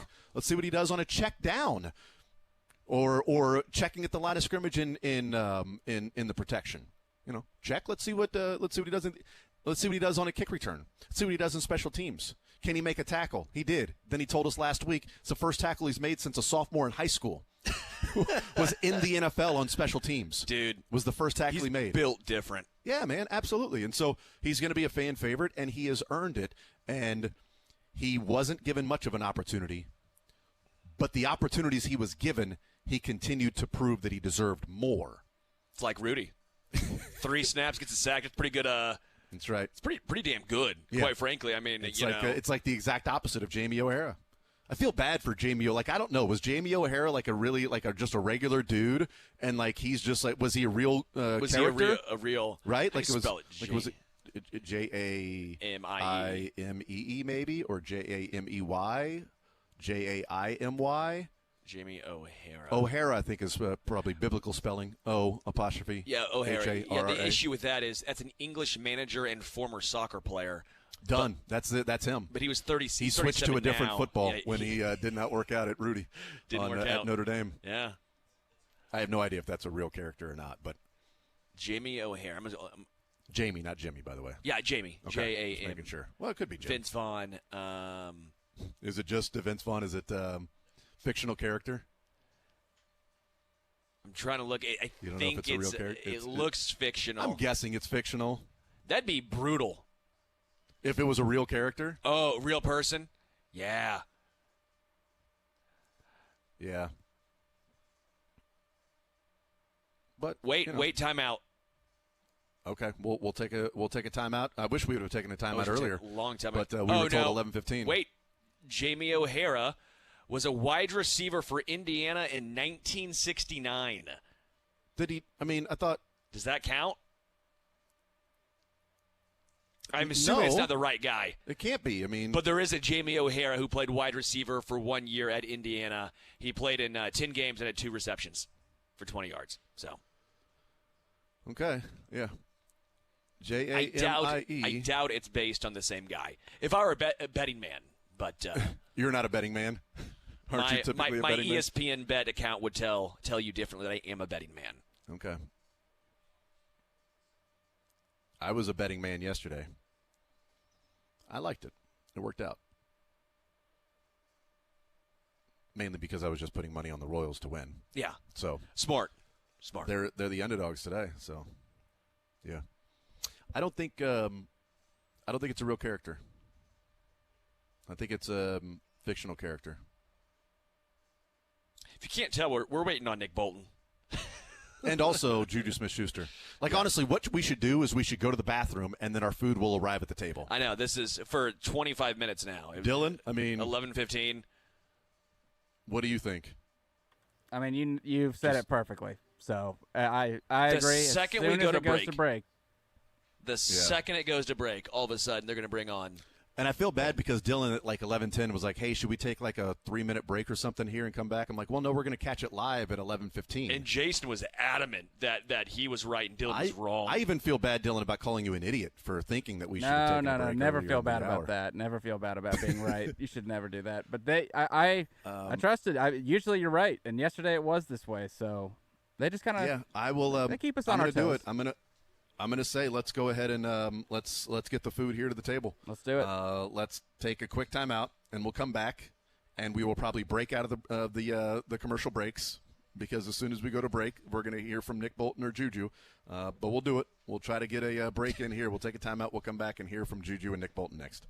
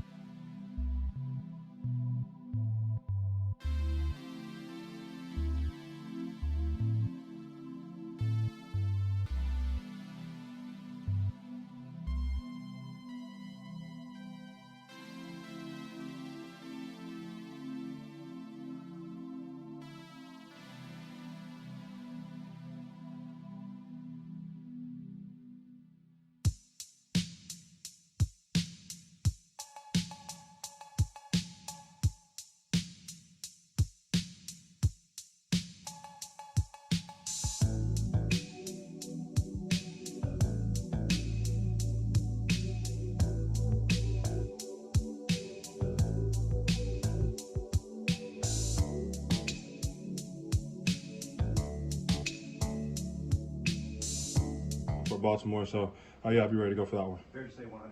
Yeah.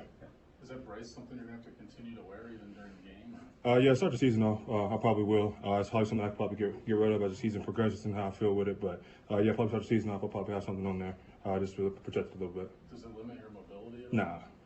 How much do you feel like you missed not playing in the preseason?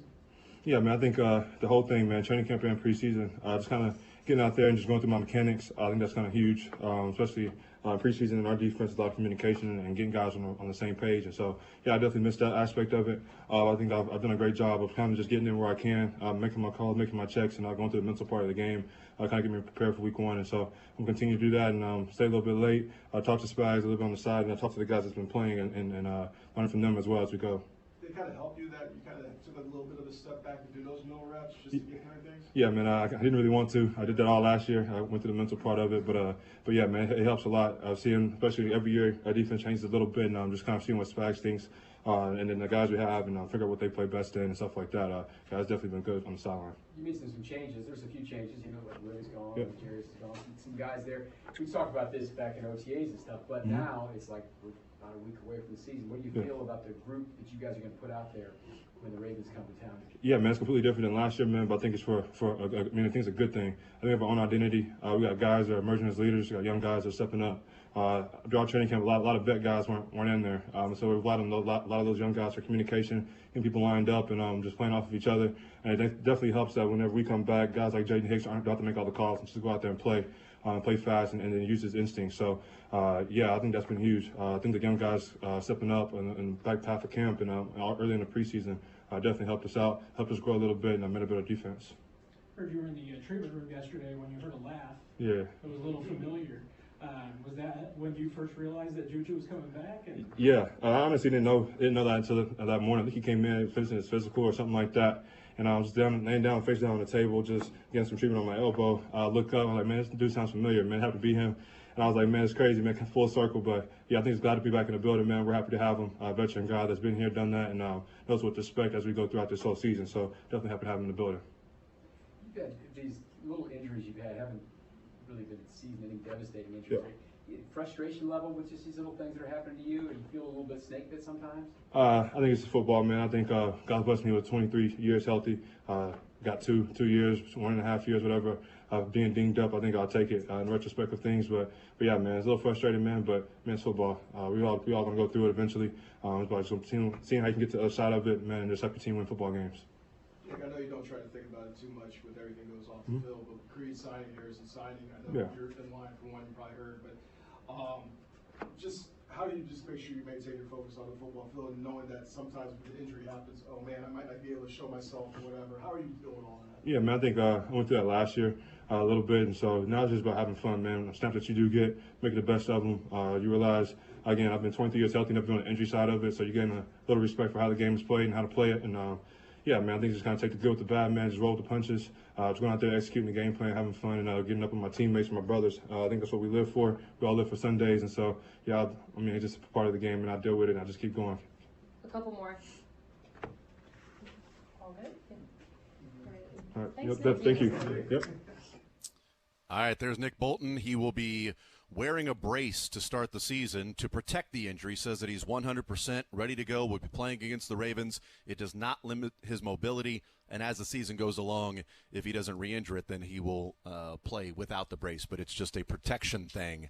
Better safe than sorry, precautionary thing to wear the brace at the beginning of the season.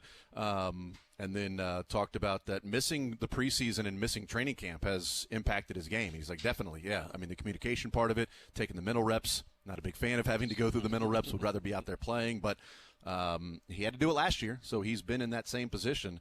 And so, yeah. And also, you know, he's right. When the veterans are missing time, the young guys have to step up and play, and they get that experience that they otherwise would not have got. Did he mention Jaden Hicks? He said Jaden Hicks calling. Yeah. He said Jaden Hicks making the calls, you know, there as a safety, because if he's filling in for Justin Reed, you know, on plays that Brian Cook isn't in there, well, now he's making the calls. You know, he's going to be the safety back there doing some of those things. So, yeah, I mean, he and Deion Bush and Brian Cook and Justin Reed, and so when Reed's out, you know, Jaden Hicks having to do that. But yeah, guys having to step in, younger guys when some veterans get released, and then Didn't really weigh in on the contract at all.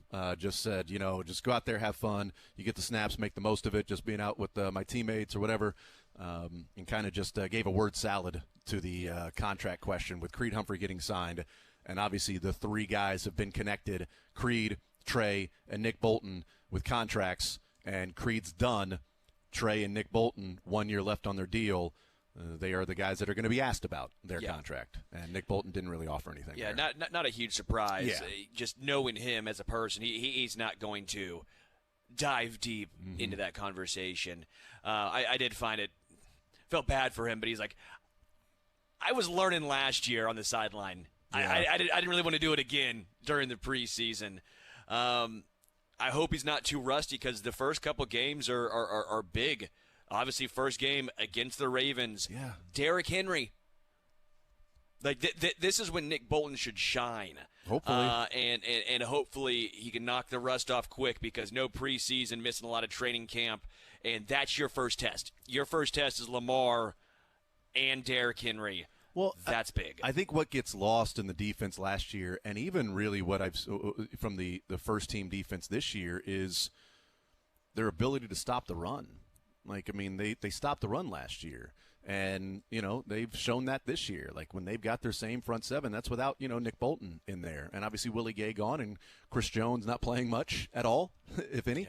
Yeah. And so they've done pretty well against the run. And it's one of the things that, people are like, why did the Ravens abandon the run game? Because the Chiefs were stopping them early on in downs. I mean, was it Justin Reed that came down and smacked, was it Gus Edwards? Maybe just punked Gus Edwards. And it was like, oh, and that was the beginning of the second half. It's like, oh, okay, yeah, no, they're still here to play. Like, they're not letting up here. And when that happened, you knew that the one big run with Lamar Jackson early in the game, in which, I can't remember who it was, but somebody was very much held at the defensive line as he was getting ready to fill that particular hole, and then was pulled back, and Lamar Jackson busts through. But the run defense was stout last year, and it's the one area that I don't have much concern as long as the team is healthy. So if Bolton's healthy, Drew Tranquil's healthy, guys on that defensive line, they know how to stop the run. Karlaftis is good at stopping the run. Michael Dana is good at stopping the run. Yeah. We saw Jaden Hicks come up and set the edge and then force the running back outside, pursue, make the running back cut back in, and then make the tackle. Like, that was game one that he did that against Tank Bigsby. That's big-time stuff. So they can stop the run. And the question is how good they will be in the secondary with their second and third string, cornerbacks after Trent McDuffie. And they kind of a wild card, Leo Chenal. Yeah. Because Leo Chenal is very good against the run, but how often will they use him? Yeah. I wouldn't be surprised. He's not looked great in the preseason or anything, but against the Ravens, it seems like that should be a Leo Chenal game. That's one of those teams where you would expect to see a heavy dose of Leo.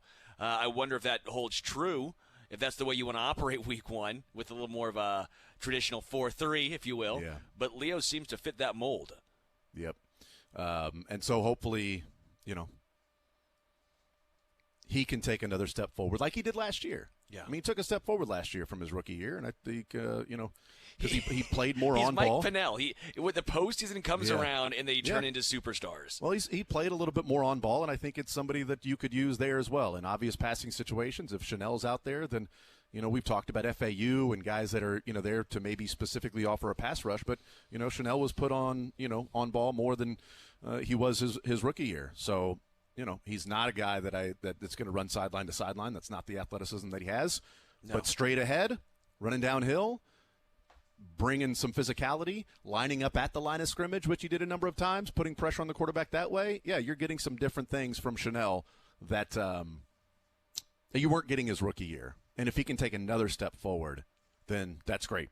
Then that's something else that they're getting that they might have been losing with Willie Gay heading to New Orleans. Yeah, I just think I'm less worried about the Chiefs linebackers in general than most. I don't think it's if you are worried, I don't think you're wrong.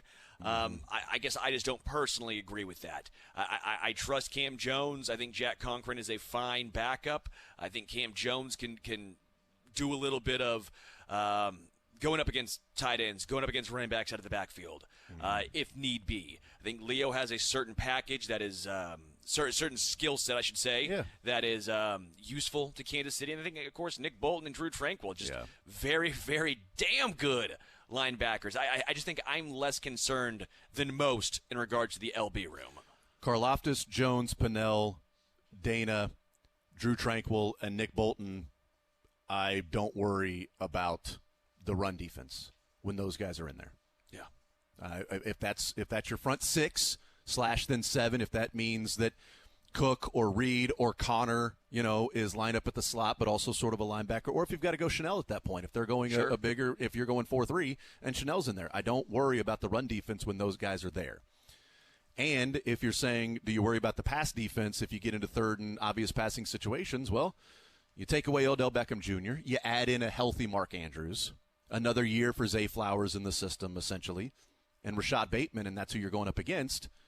You're not going up against Chase, Higgins, Burton, Josephus, not Tyler Boyd. Tyler Boyd. I almost said Tyler Burton, but not Tyler Boyd that's in there. But they got some receivers. You're not going up against those when you're going up against the Ravens. No.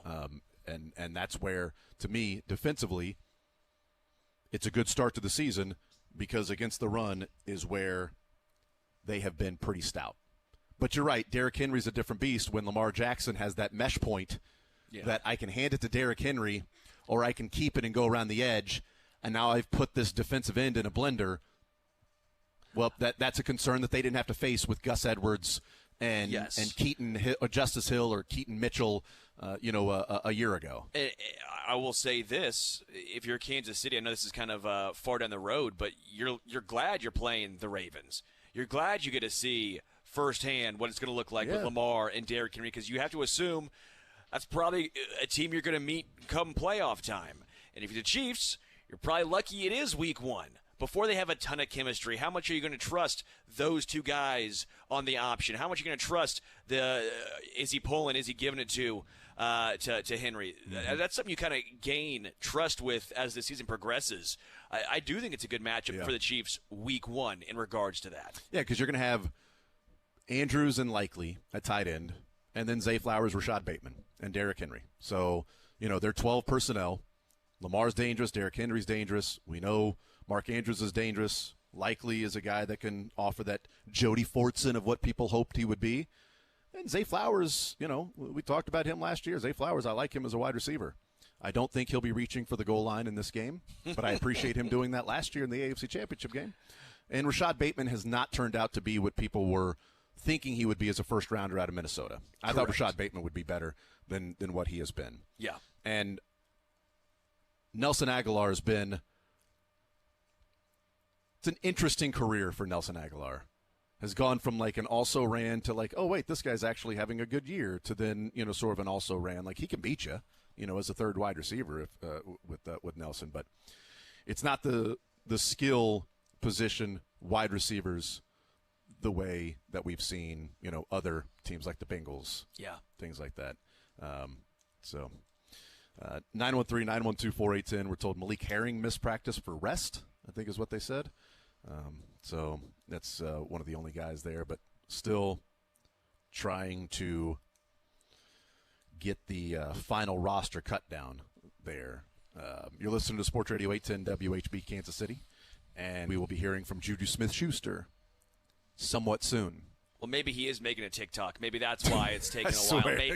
If he actually is, I'm not going to be a happy camper. I'm being only slightly facetious right now.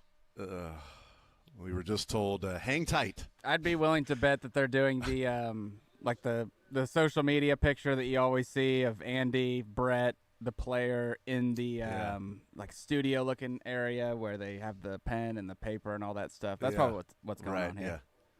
But I just love it. He's like, hang tight. If we were hanging any tighter, we'd be a swaddled bat right now. Okay? I'd be in a pretty sure we've been hanging tight. I'd be on our new bridge right now. I would.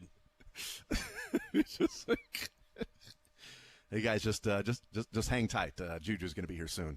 Oh, okay, cool. Oh, I'm so tight right now. I'm hanging so tight. I'm tightly hanging, if it were. Yes, I mean, But yeah, we heard from Nick Bolton. We'll hear from Juju Smith-Schuster. We'll hear from Les Norman. I want to talk to Les Norman. I want to break the dang norm so I can get Les Norman in here. We can talk some Royals baseball. We can, discuss what we saw yesterday from this Royals team, the MJ Melendez game, and the fact that he deserved at least one WAR from yesterday. I don't care whatever your algorithm is.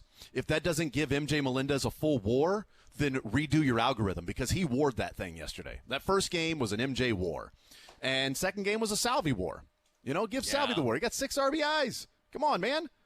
What more do you want from the guy? Give Salvi the win. Like, just I know he didn't pitch, but just give him the win. Instead of Sam win total. Long. Yeah, win total 1-0. That's right. Was Sam Long the winner in the second game? Yeah, Sam Long was in the second game. Second game, yeah. And then as Daniel Lynch decided to go, save. just Madison Bumgarner. Yes, that's right. Daniel Lynch get the 3-inning save, baby. And you had your Schreiber looked good in game 1 out of the bullpen. He's looked good, you're right. Yes, ever since the injury, and he talked about that, and I was a little I questioned it. I was skeptical.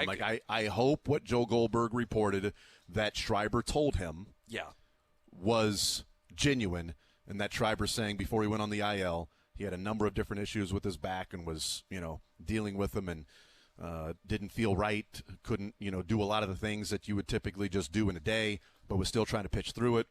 Took some time off, and now he's like, wow, everything feels great. He's back to April Schreiber. I feel good now. Everything feels awesome. Well, hopefully. I mean, the couple of outings he's had, and certainly yesterday against Cleveland, that was big-time performance. Urseg walked a guy for the first time.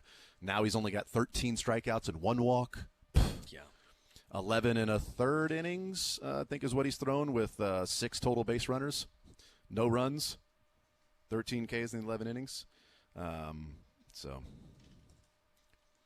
If it wasn't for Juju Smith-Schuster signing, I think we would have already heard from somebody today out at the Chiefs. Should we take another 20-minute break, Dylan?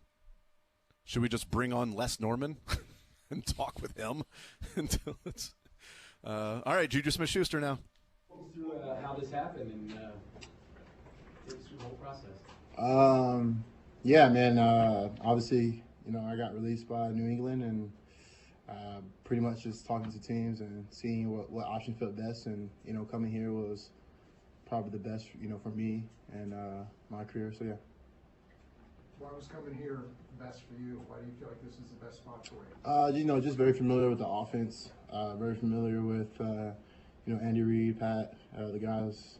So just being in this facility, kind of makes your job a lot easier than going to somewhere new where you kind of got to learn everything pretty quickly. I think the hardest part for an offensive player is going to a new system and having to study a whole new playbook. Being in New England, I studied 2 offensive playbook, and then, being familiar with this playbook, yeah. Do you feel like you could be ready to play next week? It's too early to say. I just got the playbook, so it's, some things has changed. So just, taking it day by day. But you never know. And you kept in touch with a lot of the guys that still played here during your time in New England, and then just make the transition back here. Yeah. I mean, I'm all these guys are my friends, so we always touch base here and there. Got to see him last year too when you guys came down to to Boston and played there. So yeah, I've always kept in touch with these guys. When you did this, I believe the Chiefs had some interest in retaining you. How much consideration did you give to just staying and not leaving to begin with? Say that again? How much consideration did you give to maybe staying with the Chiefs in the first place and leaving when you did make that decision? Yeah, I mean, that was a tough decision. It was tough. A place like this is very special, and being able to play with these guys and the coaches here, it was a tough decision. But at the end of the day, I kind of needed to do something that I wanted to do, kind of branch off of myself and keep that going, and some things happened. So yeah. It's very different than when you were here last time. Just how do you think you kind of fit into this offense now with the boosted receivers? Yeah, man, this is a great offense. You have so many weapons now. Honestly, just happy and glad to be a part of this offense and be in it. But for me, like I said, just getting used to the playbook and just trying to see where I fit in. So whatever that may be, wherever coach wants to use me, I'm ready. Just happy to be in this room. Why do you think it didn't work out in New England? Man, it's I think it was it's a great organization. Being able to be coached by Bill was really awesome. I can say that, I was coached by one of the greatest head coaches of all time. which was great. But I think, being there, it was those guys, a lot of weapons, a lot of weapons in that room. And, I felt like, we kind of just, went our separate ways. And, yeah. You still feel like you're yourself? I mean, when you come back here, does that experience change you at all? Yeah, for sure. Like this is a place you want to be. It's very special. Like you guys all know how it is here. So, yeah, for sure feel that. Juju, how much do you feel that you have, left in the tank, if you will? Just going out there and giving the best that you possibly can. Maybe even try to match the numbers you had a couple of years back. Yeah. I mean, a lot in the tank.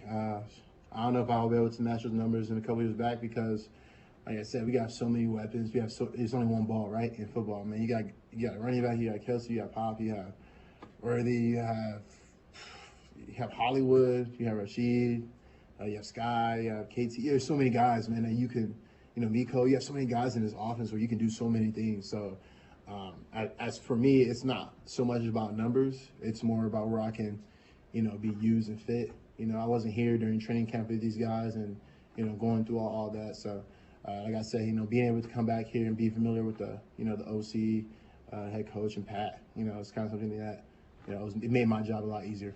Let's go Vahe and then Sam, and then we'll go a couple more. So you've spoken about this a little bit, but that room of receivers, you know a couple of guys really well, but a couple that you haven't played with. What's your sense of the feeling of your fit in the group? Man, I mean, you got speed, down the field, great hands.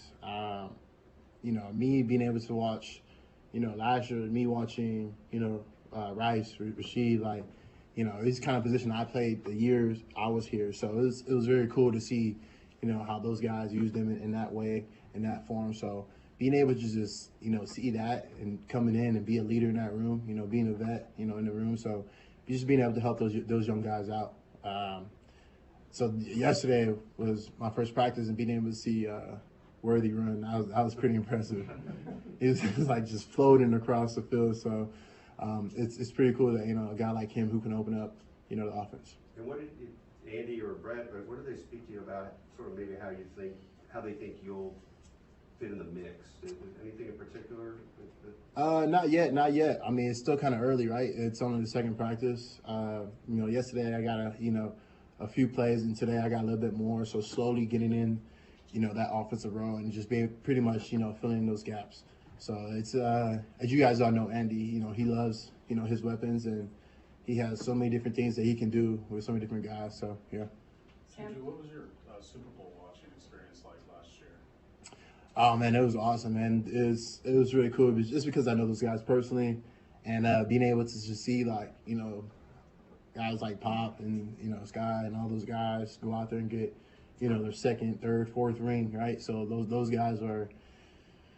It was awesome, right? A lot of people always ask me, like, man, you could have stayed for the second one. But I think what I did and the decision I made was, invest in myself and my future and for my family. So I think God works in mysterious ways and, has brought me back to a place like this. So, yeah. In the frame of working under, Tomlin and Bill and Andy, these are three of the best coaches in the NFL. What's your takeaway in the sense of they're just the idea of being different ways to get the job done? Yeah, man, dude. So playing with Tomlin and Bill, like that, when it comes to defensive mindset, it's like those guys are like it's a heavy defensive package. Like they're gonna favor their defensive guys, and like you say, you talk about defense wins championship, right? Like stopping offenses and stop putting up points on the board. But those guys are very unique when it comes to that. Also, I would say Mail's the same way. Even in training camp, like he kind of biased to the defensive team, so that was pretty cool. But being with an offensive-minded head coach, that's a totally different ballgame. I think coming to a place like this and like being a receiver, being a tight end, there's so many opportunities for you to for you to get the ball. It's so focused heavily on offense and putting up points. Does make a difference. And a guy like Andy Reid, who is the mastermind, it's pretty cool what he can do. So, like I said, I think coming here wasn't a tough decision, just because I played here before, I've been here before. Yeah, and the media here is pretty awesome. So, last you guys made my job easy. We're gonna go Adam, Matt, and Todd. I'm trying to remember, did you come back after you won the Super Bowl here, did you come back for the ring ceremony and go to the White House? I did. Both those. Yeah. Why was that? Was that important for you? Yeah, man. I mean, dude, you talk about a story from training camp all the way down, all the way up until, the Super Bowl. It's a cool experience, right? I've always dreamed about, having a ring ceremony and then going to the White House and being able to meet Biden. And I think that was pretty cool. So I think that whole part of it was just part of the journey that I've always wanted to just do. I think it was pretty cool to see the guys go again this year and to be a part of that as well. And I think those moments you kind of cherish, right? Even when I was with the Patriots, they're like, oh man, you're going, you're leaving practice, you're gonna go see, ring ceremony and then go to the White House. I'm like, yeah, man, it's all part of the deal of, all the hard work and dedication you put in. You got to miss some practice. Yeah. So it was cool seeing my old teammates again. So it was awesome. Matt, you mentioned your first impressions of Worthy and Rasheed, but how well do you know Hollywood, and how do you kind of feel each other, either complimenting each other, or playing off each other? Yeah. I mean, I know Hollywood pretty well. I mean, he's a guy that we're probably around the same year coming into the league, and he's a guy that's played with another great quarterback, right? He played with Lamar, played with Kyler, so he understands that he's a guy who can stretch the field, who can play everything. I love his game, man. I think playing with him helps me, helps him, helps everybody on the team that just complements each other.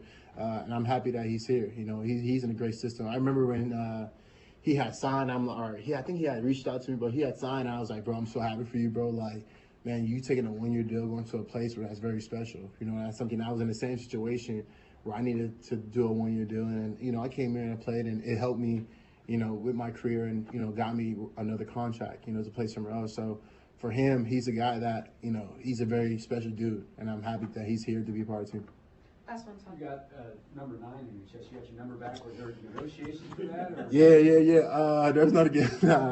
It's funny. I got my number 9 back. I thought I wasn't gonna be able to get it back, but for somehow they made it happen, and I'm happy I got it back. Now I don't have to go buy my family all brand new numbers, and so it makes my job a lot easier. Thanks, guys. Thank you guys. Appreciate it. All right, there's Juju Smith-Schuster, who did somehow get his number 9 jersey back, which was worn by Louis Rees-Zammit, who expected to be released today. That Louis Rees-Zammit will probably not make the squad, but I like that Todd was like, any negotiations? He's like, no, I got my number 9 back. I didn't know if I was going to get it, but the team made it happen. They kind of made it happen. Yeah. I wonder how they ended up making it happen. Yeah, he could have had his number 19 back, which is what he was in Pittsburgh. Steelers. So he had both choices. He had a tough decision. Technically, yeah. I mean, maybe not yet. I mean, maybe yesterday he didn't have a choice of number 9 or number 19 at that point, but maybe they were still making some decisions and eventually got that number 9 back. So, a lot more players to be released by the Chiefs over the next 2 hours and 45 minutes. 3 o'clock Central Time when that has to be done. Royals get ready for Game 3 of 4 tonight in Cleveland. We'll talk with Les Norman coming up next.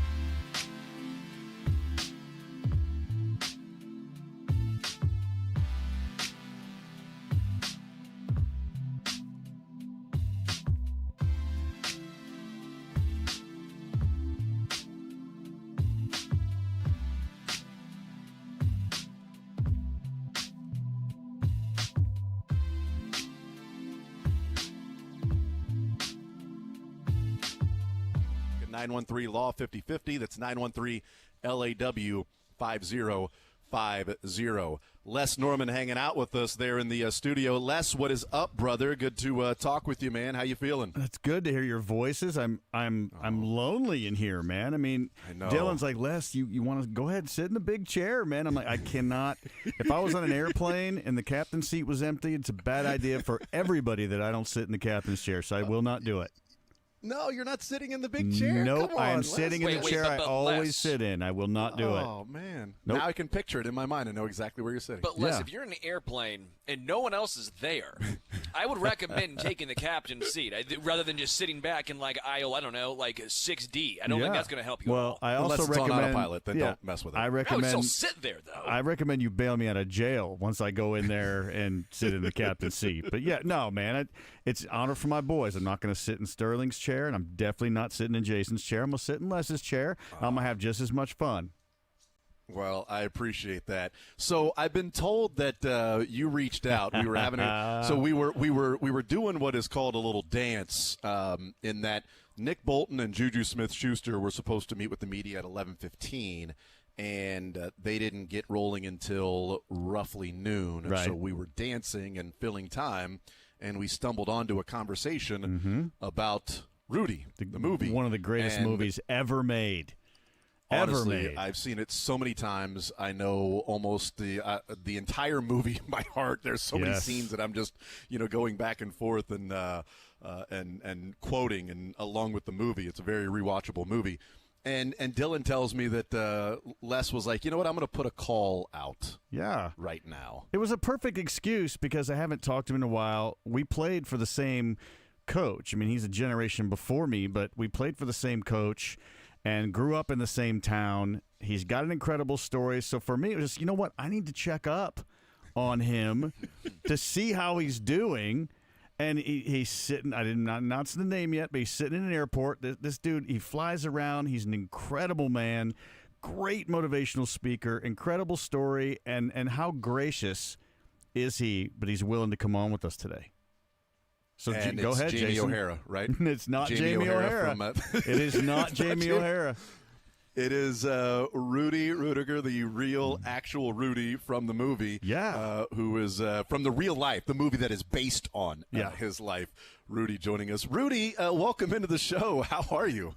Yeah, you guys are great. Yeah, I'm not bored. This is exciting. Well, that is awesome, man. Les always he can have some tricks up his sleeve from time to time. You never know. And Dylan said, hey, you guys were talking for about 20 minutes about Rudy. Les put in a call. He's going to, be on the show. I'm like, heck yeah, man. It's kind of a dream to be able to talk to Rudy, one of my favorite all-time movies, and getting to talk to the real man. I want to start off with this. How annoyed do you get when people say you were offsides? Oh, I don't. They never called it, so we're good.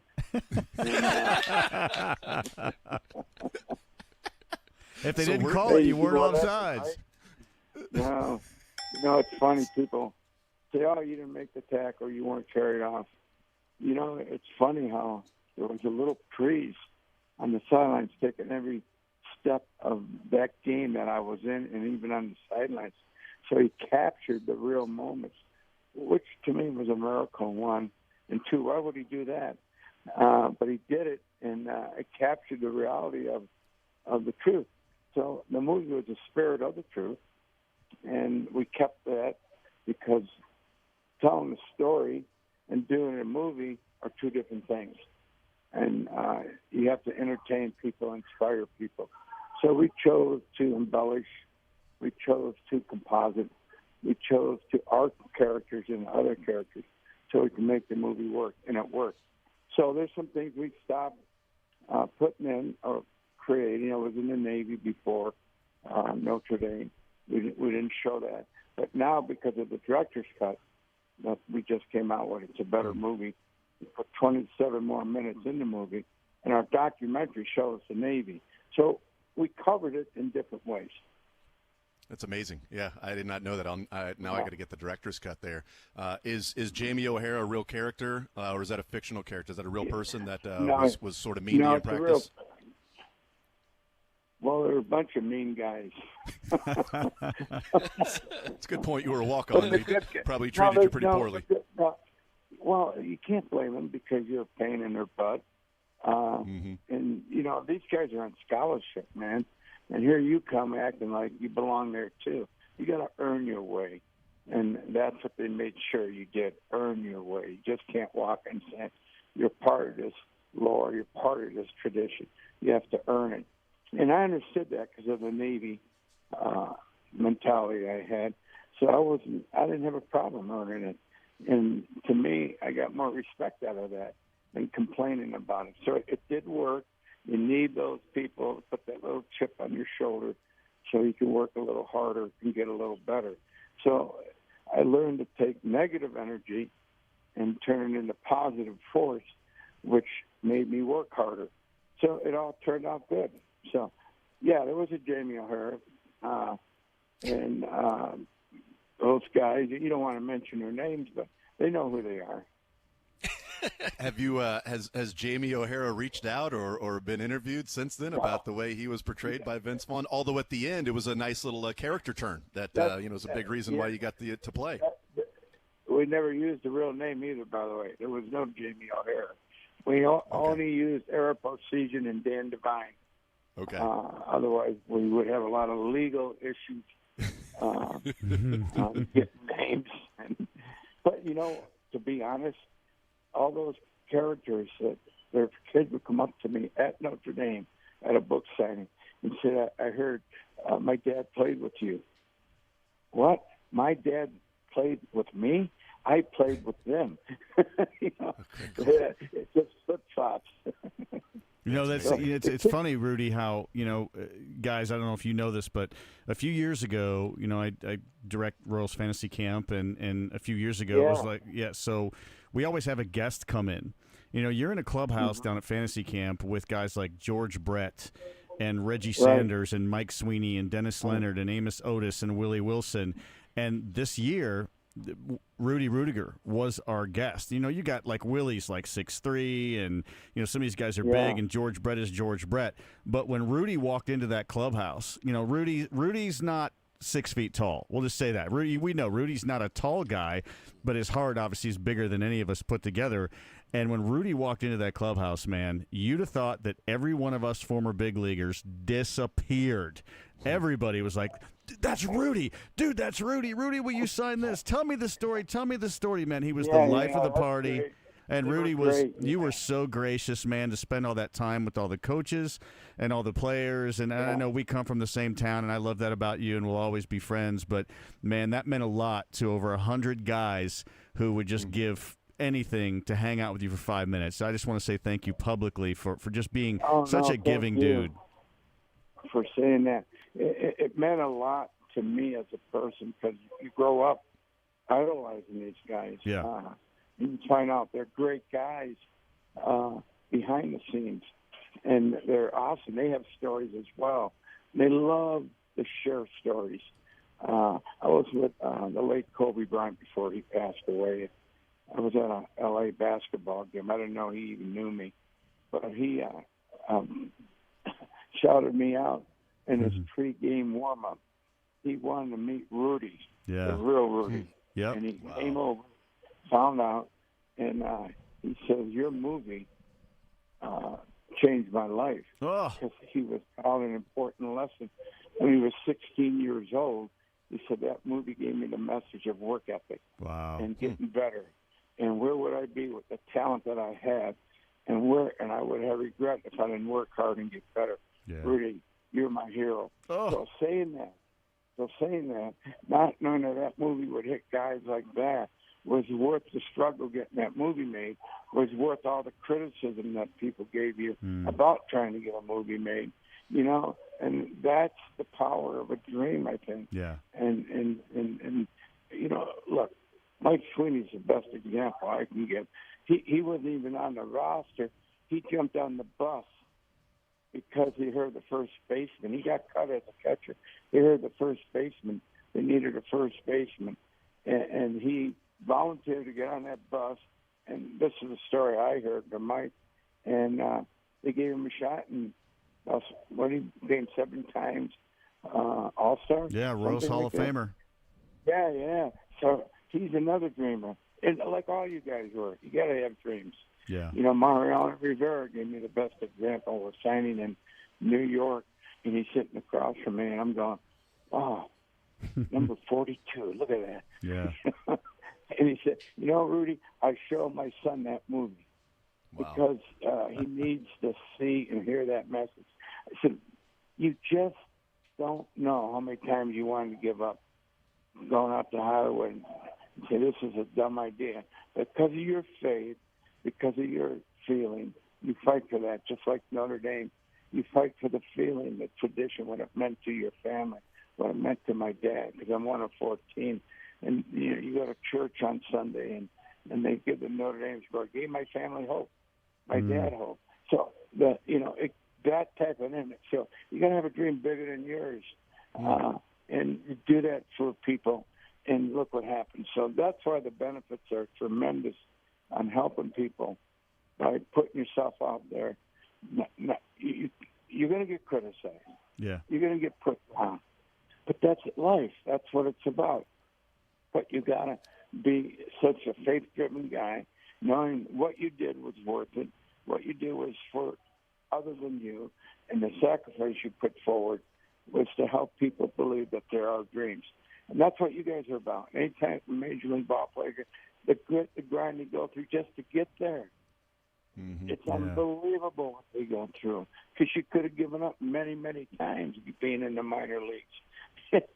It's a trip, man. True. I mean, it's why I don't let Les Norman downplay his MLB career, and he's self-deprecating, and we know who Les is, the type of person he is, and he's not going to brag.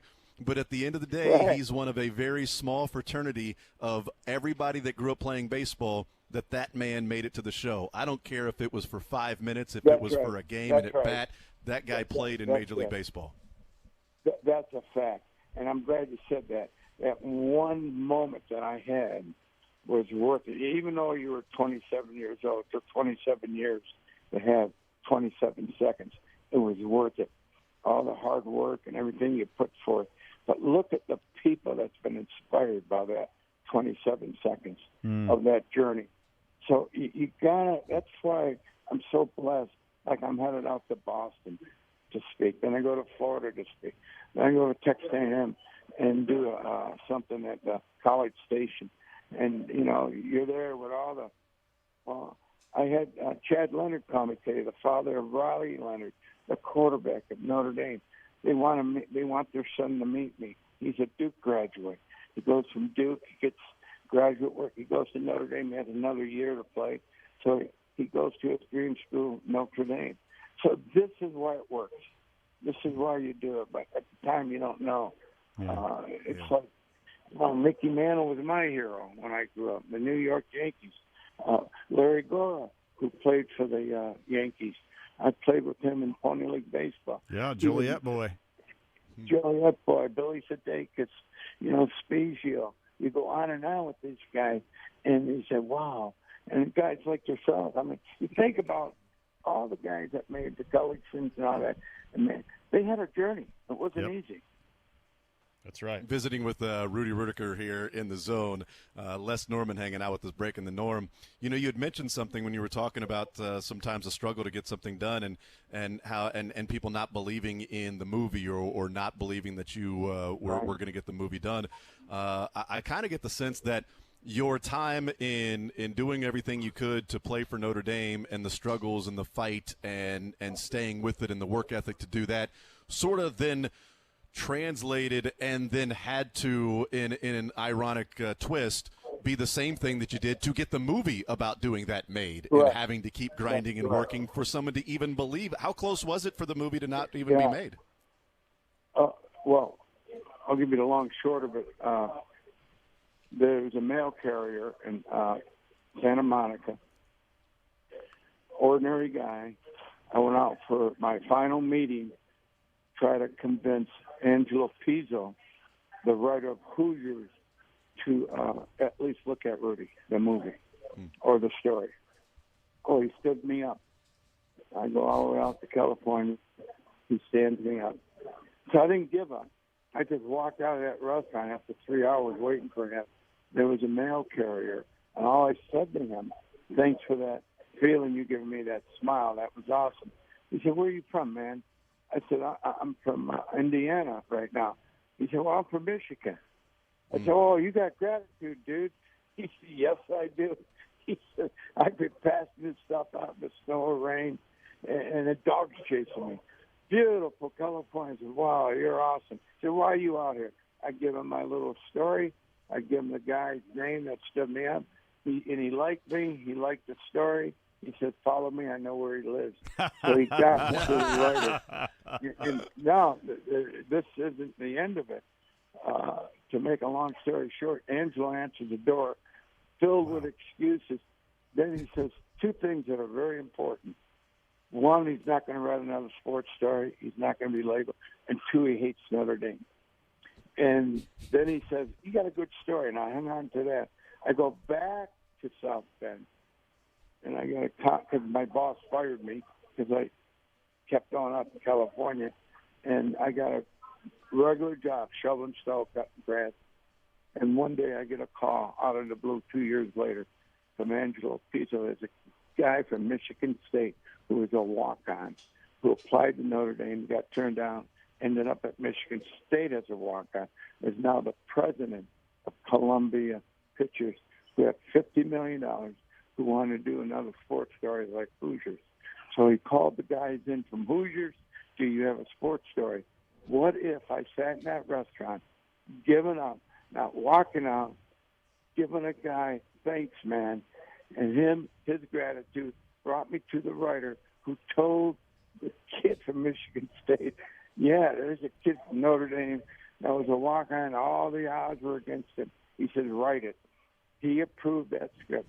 Then after the script was greenlighted, he got fired. So we had to go back, because the movie's back, we had to go back and reintroduce it to TriStar Pictures, and the rest is history. But the problem we had with that was Notre Dame made me sign a letter never to walk on campus and talk about this movie, or they will bar me from this university. I never told the studios that until they approved it. Then I had to go to Notre Dame and get the approval, which I did. So everything happens for a reason. Every obstacle, every injustice is an opportunity. So that's kind of like the story of Rudy, how it got made. It's amazing. Wow. I mean, it just it goes from your entire life to, make that, roster at Notre Dame to then being able to make the movie as well to, pass along that story. And it's been an inspiration for a lot of people, myself included. I mean, it's one of my favorite movies. I remember so much of that. How close to your character did Sean Astin play it? Well, Sean Astin was in my dad was in World War II on the B-17 bombers, and Sean played the part on a Memphis Belle. Memphis Belle, yeah, great movie. Yeah, that's right. Wow. Where my dad was the turret gunner and the waist gunner, and that's what Sean did. And I connected with his spirit, his attitude. That's how we casted him. Now, Sean Astin never had a leading role. This gave him an opportunity for a leading role. We go to Chicago and cast. John Favreau's washing dishes at Second City. Wow. He gets the job. He gets the job because he's an improv guy. David likes him. David and the casting director cast him and Vince Vaughn right out of Chicago, Second City. Wow. And they become super dudes in Hollywood now. So everything happens. It's all timing. It's when it's supposed to happen. And that was the patience I had with the story, because it's going to happen when it's supposed to happen. It's going to happen with the right people. It's like Notre Dame. So I didn't go to the Navy. I would never met the little brother from Holy Cross, who was in charge of the Holy Cross Junior College. He was in the Navy, and he said, we just need a game plan to get you there. And because of that attitude, because of the help they gave me to get there, and the collaboration I had, got me to Notre Dame, and building relationships with the admissions helped me get to Notre Dame. So everything happened. Then I meet Eric Parseghian in the early morning, 6 a.m. in the morning. He was in the Navy. And because he was in the Navy, I was in the Navy. We had a little bit of a relationship, and I was going to be a junior. So he said, when you get here, you come and see me because of the military, because you were a veteran, and he honored that. So my whole point, everything happens. In a movie, you can't show all that. It takes too much. Yeah. But Angelo understood the spirit. And then Dan Devine comes to Notre Dame. There was another challenge for Dan Devine. His dress list was cut down to 60 when Harris' dress list was, he can dress as many as he wants. And he promised all the seniors they would dress for their final home game if they, kept coming to practice. Harry had a great relationship with all the players. Dan was coming in from Green Bay. He was coming in a black cloud from Green Bay. He had some things to prove. So he put some great coaches around him, which made him a national champion as well because of his coaching staff. And he had some real things to overcome the dress list and NCAA. But because of the captain of the football team went into our defensive coach, so we should dress Rudy as a veteran. And they had no problem with that. So my whole point is we showed the jersey scene and complimented the team spirit. That never happened. But because one guy gives up his jersey, a bunch of guys were happy to see that you got your jersey. at practice that Friday. And I was going to quit because we all have those moments. When your name's on that dress, I said, why am I going to practice? And because of the janitor's relationship I worked with, he encouraged me in his way, not the movie way, but his way to get back out there. So everything that happened, but happened differently. Amazing. You can't That's make up absolutely stuff amazing. like that. Yeah, no doubt. You know? Rudy Rudiker is our guest. He is with us, and Rudy, we really appreciate the time. This was very cool. No problem. One of the I've always wanted to talk with you, and it's very cool. A dream for me to be able to talk with you is growing up watching that movie and taking inspiration from that and work ethic and everything there. So thank you so much for taking a few minutes out of your day. One last thing. This last weekend I was in New York. I had a chance to meet Archie Manning. We were at Fanatics doing some promo. And Archie Manning, I can see why Eli and Peyton became the players they did. Archie Manning's a first-class human being. I'm telling you, he is first class. So it's awesome to meet guys like that. And anyhow, that's my last little. And appreciate you guys having me. I'm on my way to Boston. Talk to you guys. And Les, thanks for bringing me on, my brother. Rudy, I love you, man. You just keep doing what you're doing. You've inspired more people than you will ever know, man. But the dominoes keep falling, brother. You stay healthy, stay safe, man. You're awesome. God bless you guys. Hey, go Chiefs, right? Believe it. Absolutely. Yes. Go Chiefs and go Royals. Right. Yeah. Go Royals. Right. You know, my former classmate was a CEO of Sprint, Dan Effie. Yeah. And what a great guy he was. Hey, but God bless you guys. Got to go. Thanks, Rudy. Take care, buddy. Thank you, Rudy. We really appreciate that. How about that, Rudy Rudiker? How often, Les is like, I'll make a phone call. You know, you guys just happen to randomly be talking about the movie Rudy that you stumbled onto while you were filling time before Nick Bolton and Juju Smith-Schuster talked. So, yeah, sure. Why not? Let's just go ahead and bring on Rudy. That was awesome, Les. That was really cool, man. Well, yeah, and you know what? Before we break, I didn't say it because I didn't want him to feel bad, but Sterling, you've got about 2 days. You better watch that movie or I'm going to bury you. No doubt. That's on me. You've got till next Tuesday. What if I just would have told him, hey, Rudy, so I know your story. Is the movie worth watching or spark no? Les, it would have been great talking to Rudy if in real time that's when Sterling realized, oh, wait a minute, Rudy, you had a sack? Is that true? Whoa. Like you did in real time when you read about it on Google. You're the guy from the movie? Oh, my gosh. I'm so glad that Sean none Astin? of that ever happened. He also sacked the quarterback. The quarterback's name? Rudy. No way. It was Rudy Allen. How about that? Yeah, look at that. Rudy sacked Rudy. Yeah. Yep. No, but I didn't realize it was that difficult to get the movie made because think about this. If the movie doesn't get made, Jon Favreau and Vince Vaughn never meet.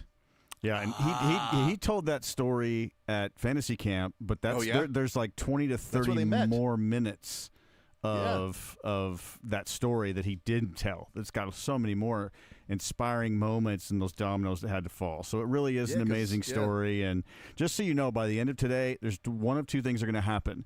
You're either going to see me laying next to a brick wall dead, or you're not going to see me and the brick wall will be down. You know what? I feel bad for the brick wall, Les. That's what I feel bad for. We'll take a timeout. We'll come back, continue hanging out with Les Norman. More Zone. We're hanging out at Heartland Men's Health right now, right after this.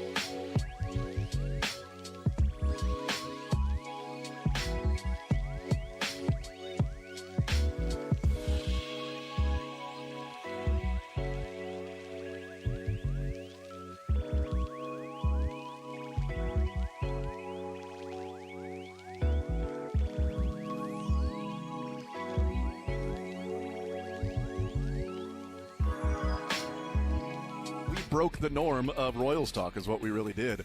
But Les, can I steal 15/21 minutes of your time? Yeah, I am great, okay, man. Great. Thank you guys for letting Rudy come on. I appreciate that. I know we're supposed to talk Royals, but I mean, it's Rudy.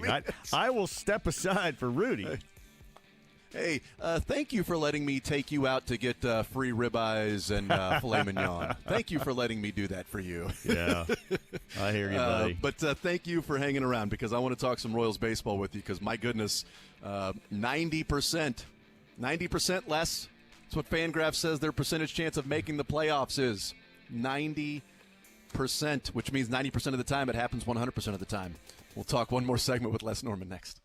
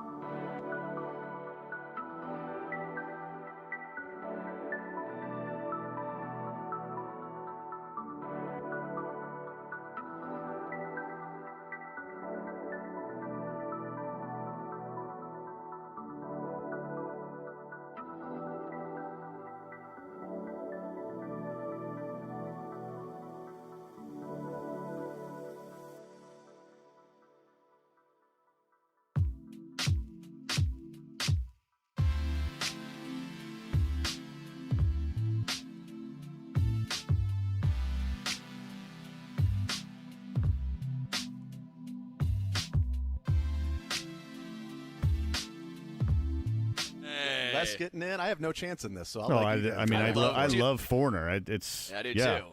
Great band. No doubt. That is Les Norman, Breaking the Norm, presented by TruckMovers.com, First Federal Bank of Kansas City, Biesterveld and Crook. We'll talk with Adam Teicher coming up about 20 minutes from now. The Chiefs have released Kadarius Toney. They've released Justin Ross. We told you that at the beginning of the show, that they are going to release Kadarius Toney and Justin Ross. Put that out on Twitter at 7:45 this morning. So not a surprise to us or anybody that had been listening to the show or follows on Twitter. Breaking news, the Chiefs have just signed Rudy Rudiger to a one-year contract. Right. Damn right. Get it done. Get it done right now. Luis Rees-Zammit has also been waived. Not a surprise with that would have been a Rudy story. If wrong about Rees-Zammit would have made the Chiefs, that would have been not wrong about that. A Rudy story. Les, we don't have to spend a lot. I was one of the things I was going to ask you in the hour we were going to have to talk about this. But how difficult is it? You guys are professionals, obviously, but how difficult is it to be out there in the field when it's 100 degrees and you feel like you're suffocating while you're out there? It's tough, but it's part of the discipline of if it's going to be 105. You need to be drinking water 2 days ago.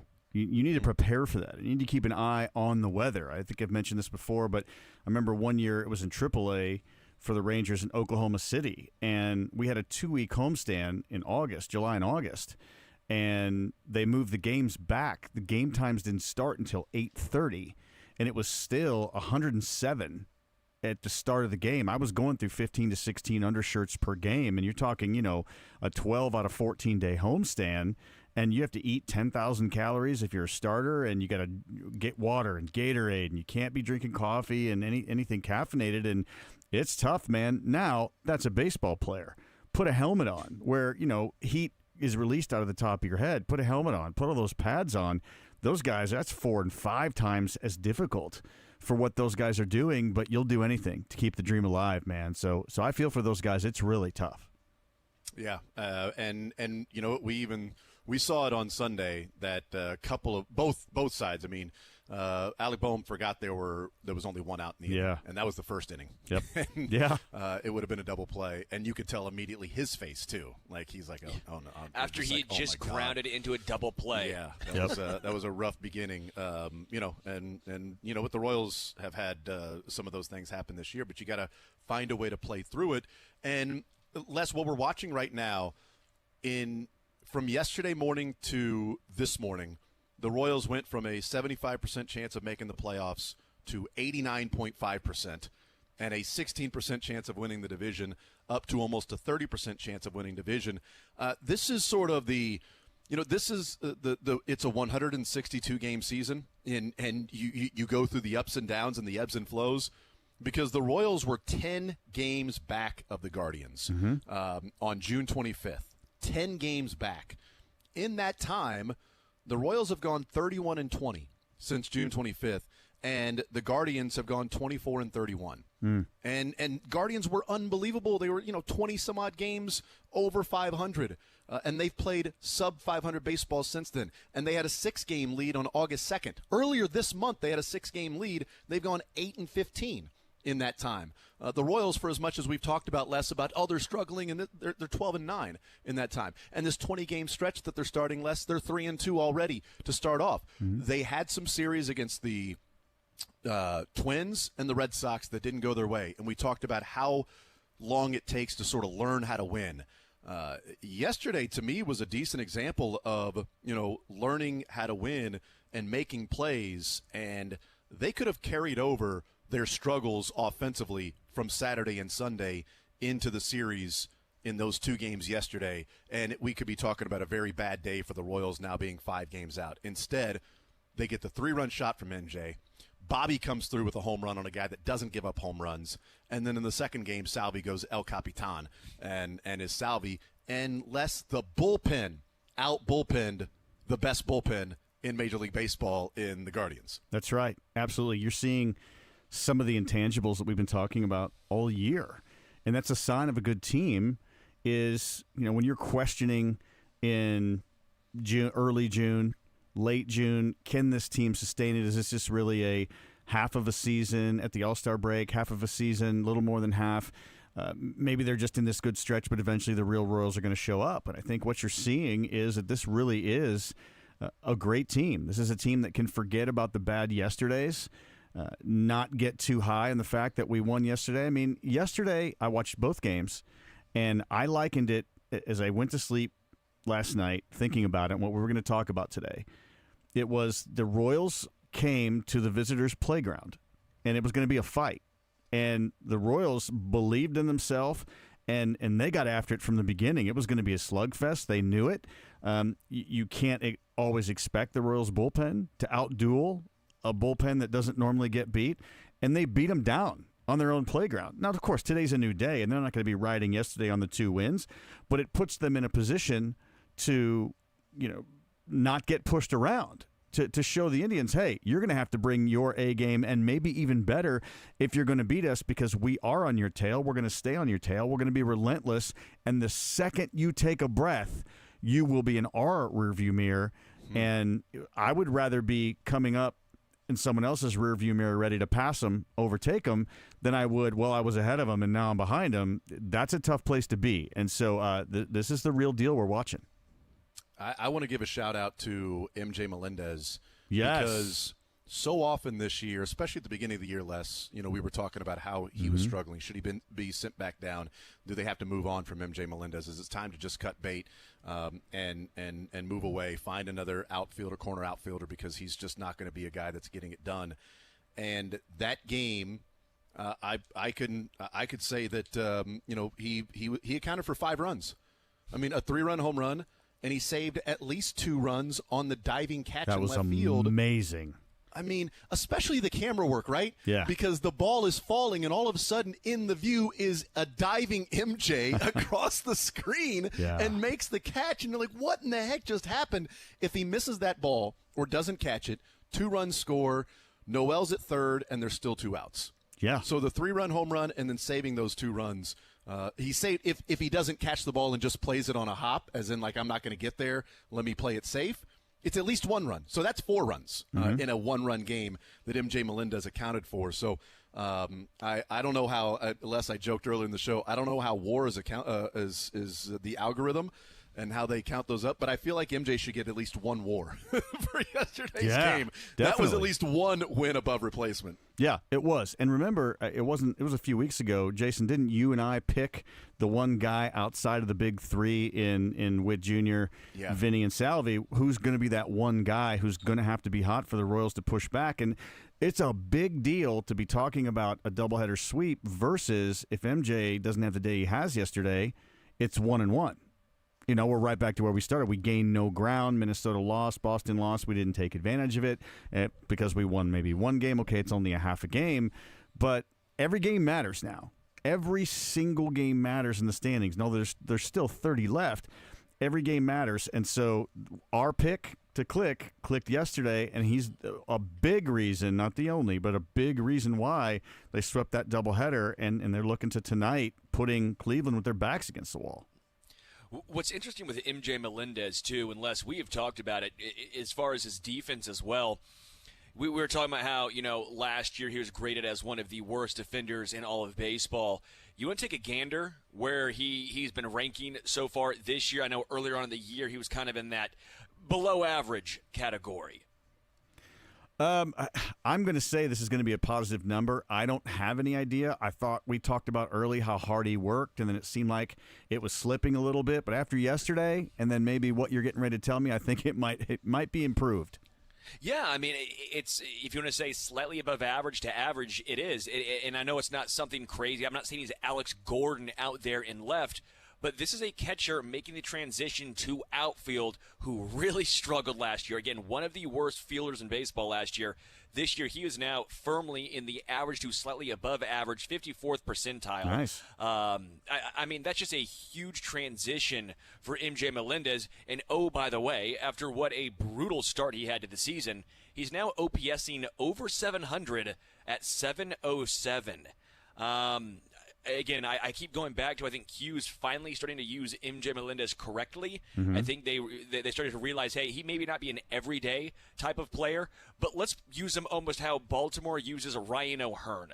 Let's put him in the best possible situation to succeed. Right. Because every day he's going to struggle. But you put him in good situations because the Royals bench is deep enough, well, all of a sudden you have a brand new MJ Melendez. You have a difference maker in MJ Melendez, and that's what I've seen from Q and with MJ. Just the usage has been correct. Yeah, absolutely. It's a great call, Sterling. It has.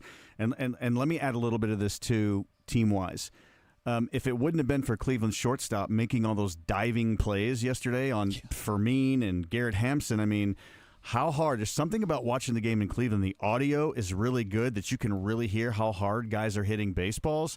And the entire lineup, top to bottom yesterday for 2 games, were literally smoking the baseball. I mean, you could hear the explosion off the bat all over the place. And so that is really good to go along with the fact that Melendez is really starting to pick it up. He's being used in a good spot, and he's taking advantage of it. So, again, all things are pointing to this 90th percentile of the playoffs we're talking about. So they're in the driver's seat. They just got to keep taking care of business.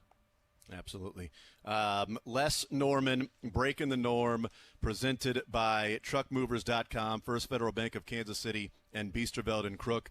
Les, already looking forward to our conversation next Tuesday, where we can talk more in depth about the Royals, and we'll see whatever famous former athlete / movie star you'll have on the show with us. I will check the Rolodex, but the idea is that we talk Royals as much as possible.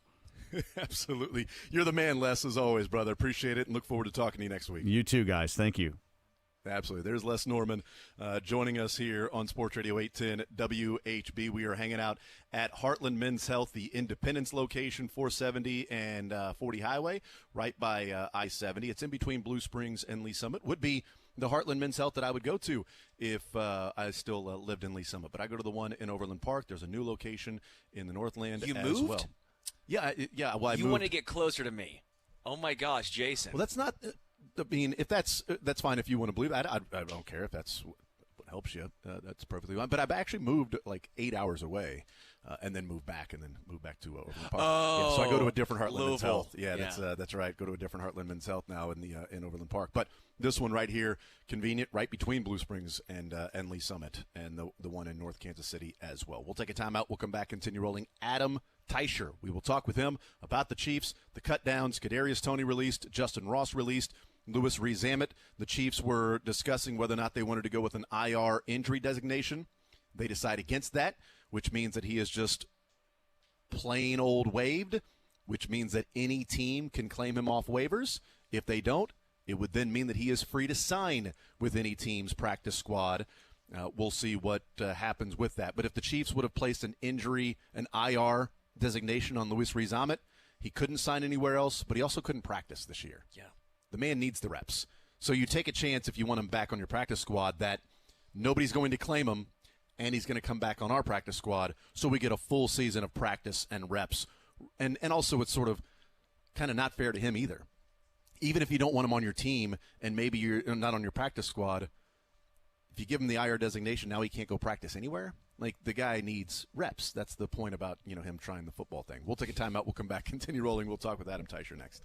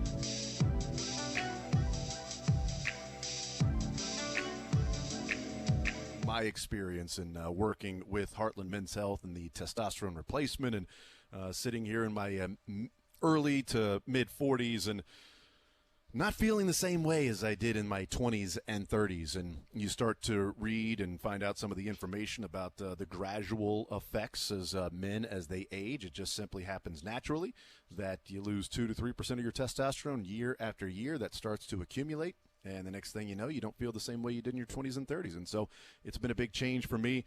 It's been awesome and a big impact for me in my life in working with Heartland Men's Health. So great people to work with, great doctors, awesome staff, expert staff. And one of the things that I talked about that I love is that so I'm not a big fan of making appointments. I can't stand let me talk to this. Right, I know. Shocking. I know, right? I can't stand the scheduling, and then it's like, well, what about this day? Okay, well, let me look at my schedule, and let's see if it matches up. Like, I don't want to create an entire Venn diagram of a day that happens to work that day. And, oh, by the way, if something comes up, now I got to cancel and do it all over again. Well, with Heartland Men's Health, you just walk in. Like, okay, well, it's my week typically on Tuesdays. I'll just walk in at 3 o'clock or 2:30, or I can't make it today, so I'll go Wednesday. I don't have to call anybody. I don't have to reschedule anybody. I don't even anything. I don't even have to schedule it. I just simply show up whenever I'm available to do that.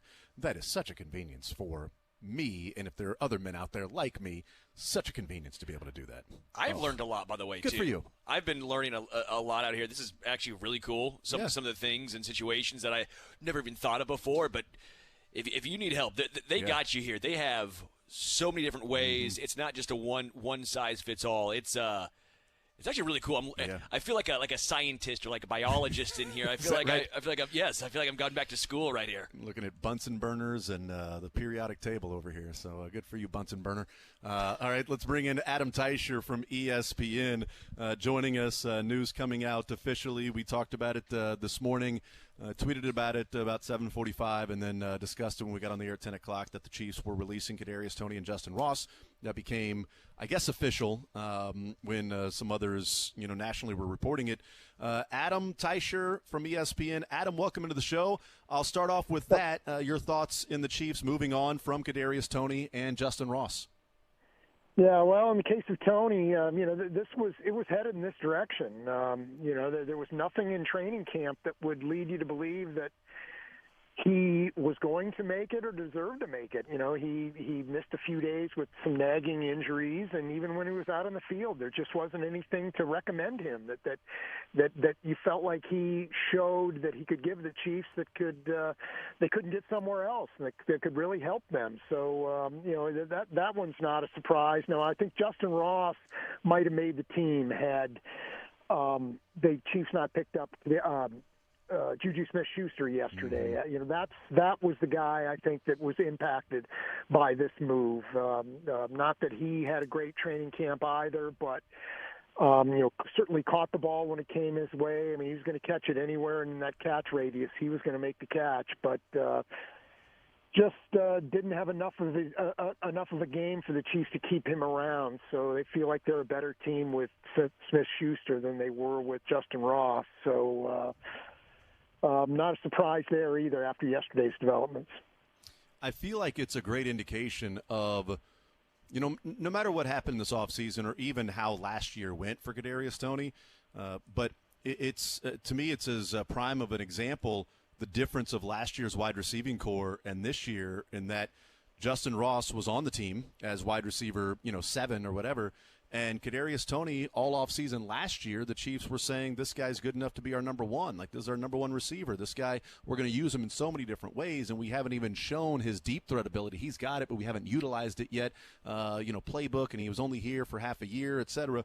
And now he's not even on the team because of what they've done in their wide receiver group. Some of that is because of what happened last year, and some of that is because of him not taking advantage of what our opportunities might have been with him this year or injuries. But it is certainly one clear sort of stark example of what they were going into games with last year as their wide receiving core versus now their top two, I guess, MVS and Kadarius Toney are not even on the roster this year.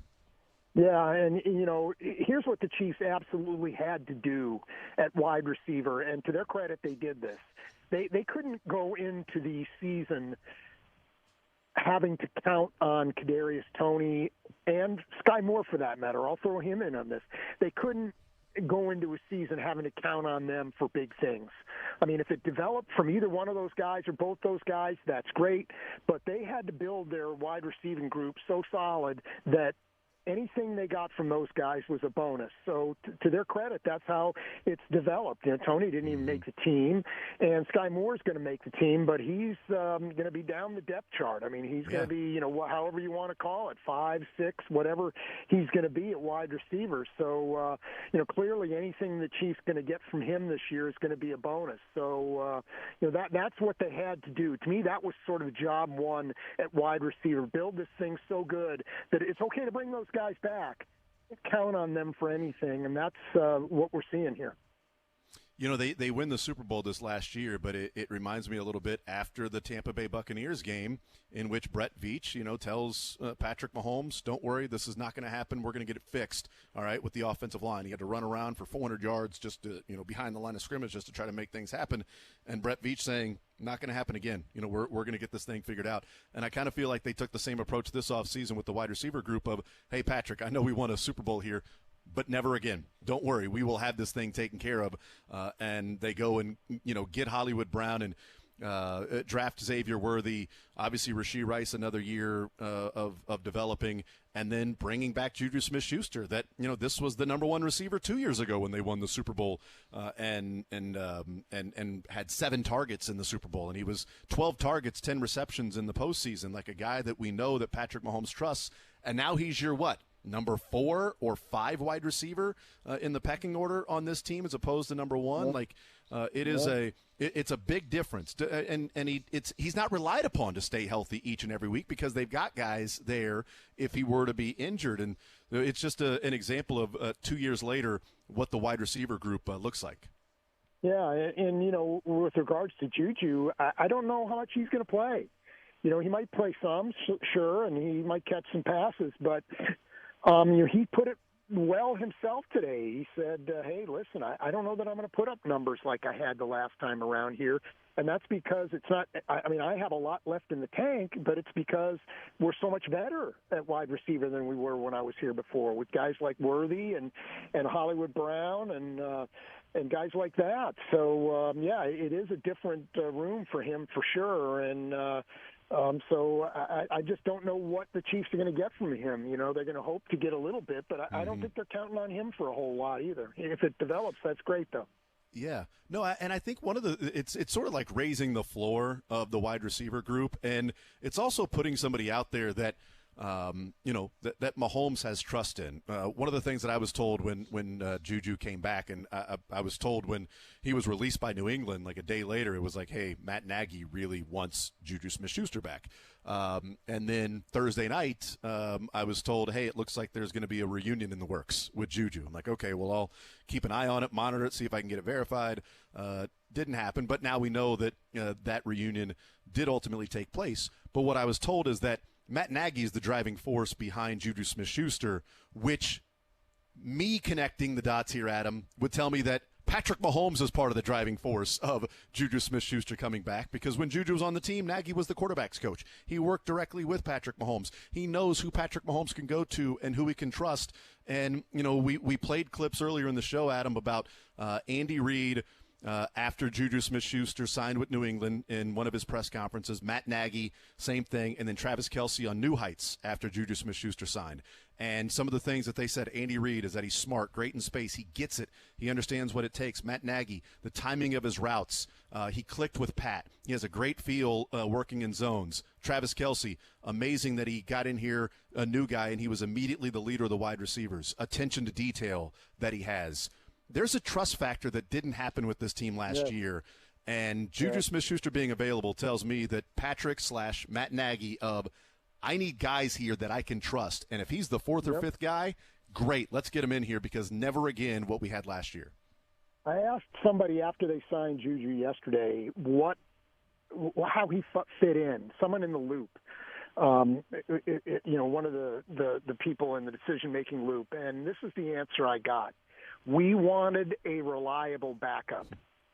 That's what they want. That's what they said. Now, you can maybe read that a few different ways, but I'm going to take it, and I think this is the right interpretation, that they just didn't trust a lot of their other backups, that they felt like, they weren't sure what they're going to get from those guys, and so you had to go and get somebody who you felt you could trust, who you could rely on. So I completely agree that, this is sort of aimed at, hey, if they need to go deep into their depth chart, this thing won't look like it looked last year when they had to do that. Mm-hmm. Yep. I will get a guy who, if there's a play called and there's a certain area of the zone that needs to be filled by a wide receiver and have a feel for where he's supposed to be, if that's Juju, Patrick can drop back in the pocket and trust that guy's going to be there.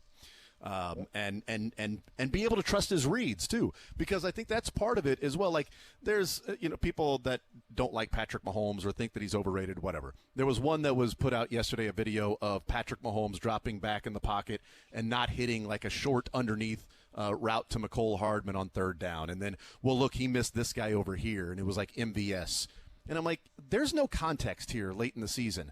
How do we know that at that point Mahomes goes, this is 3rd and 5. If I hit McCole Hardman, 1, does he catch it? 2, does he get the first down? We've already got the field goal. I need a first down. Oh, hey, MVS is streaking open down the sideline, and he's beat his man. Am I going to throw it down the field to MVS and him not catch it and we kick the field goal? Or am I going to try to buy time so that Kelsey can get open, and then I'll find Kelsey there and scramble around? That was used as a negative, that Patrick Mahomes can't read the field.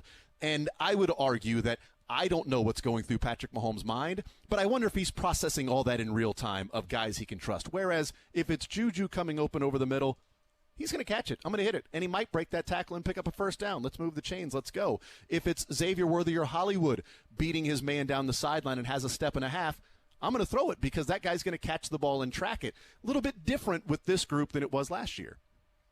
Oh, yeah, and I think it's a lot different. It's not going to be a little bit different. And there's no doubt that he is thrilled with a lot of these changes, that you're right. I mean, there were times when he dropped back last year and his choices of receivers many times were just not palatable. I mean, it was just, what mistake is going to be made here, whether it's running the wrong route or dropping the ball or whatever it might be. So, there's going to be far less of that this year, I think. We'll see. I mean, this still has to play out.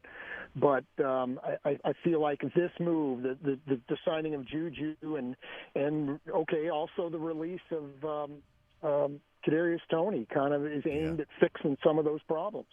Yep. Adam Teicher is our guest.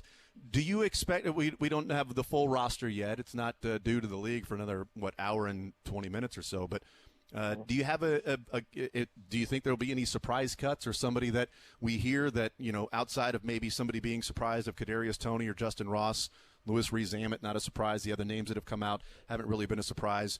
Is there somebody that maybe being released today or waived that we wouldn't have expected that would be the case, or is it going to be sort of what we think and those guys that are lower on the roster are the ones that are trying to make the squad? Yeah, I think it's going to be all bubble type guys, you might there might be a guy released that you had on the 53 or I had on the 53, but we knew they were bubble guys, and you were making a choice between guys. The one that surprised me yesterday was Kelvin Joseph getting it so early. I thought he had a chance to make the team. So maybe to me that might be the biggest surprise, not just that it happened, but when it happened. So, but I don't think there's going to be any bombshells in that regard. I mean, when you talk about Rees-Zammit, we all saw this coming. It was pretty clear early in camp that he wasn't going to stick around, and at least maybe on the practice squad, but not on the active roster. And, Kadarius Toney, it's been headed this way for a little while with him. Again, with Justin Ross, I thought Justin Ross would make a 7-man group at wide receiver before yesterday's move. And then once Juju signed, then I thought that was the end for him, and that's indeed how it turned out. We also find out that Chris Roland Wallace has made the Chiefs' 53-man roster, initial 53-man roster. How do you think, as the way that they will label him, he played corner at Arizona. He played safety here with the Chiefs, played corner at both Arizona and USC, and then the Chiefs have moved him to safety. The reports are that he made the squad. Is he a safety in your mind, or is he the spot that Kelvin Joseph was maybe going to fill, that Roland Wallace is maybe a cornerback / safety? He's a guy that was getting a lot of playing time. We knew they liked him. I didn't ever have him on any of my 53-man versions of our projections, but he's on the team, so how do you think they utilize him?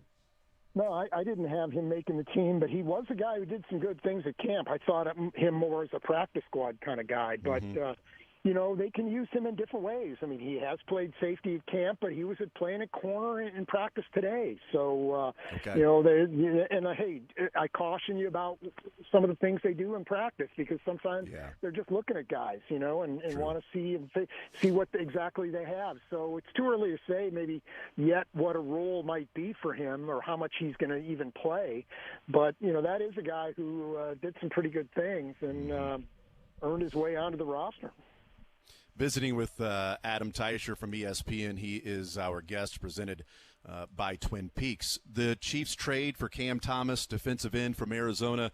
All indications from those that have covered the team say bad fit, scheme fit for him in Arizona, better scheme fit for the Chiefs. Checking out some of the reaction by the fans of the Arizona Cardinals. A couple of them frustrated because felt like you're trading saw one tweet, we're literally trading the only guy that got pressure this preseason, which is good from a Kansas City side of it, if that's the case. But Cam Thomas now on the team, which means that there was somebody that was going to be on the team that is no longer on the team.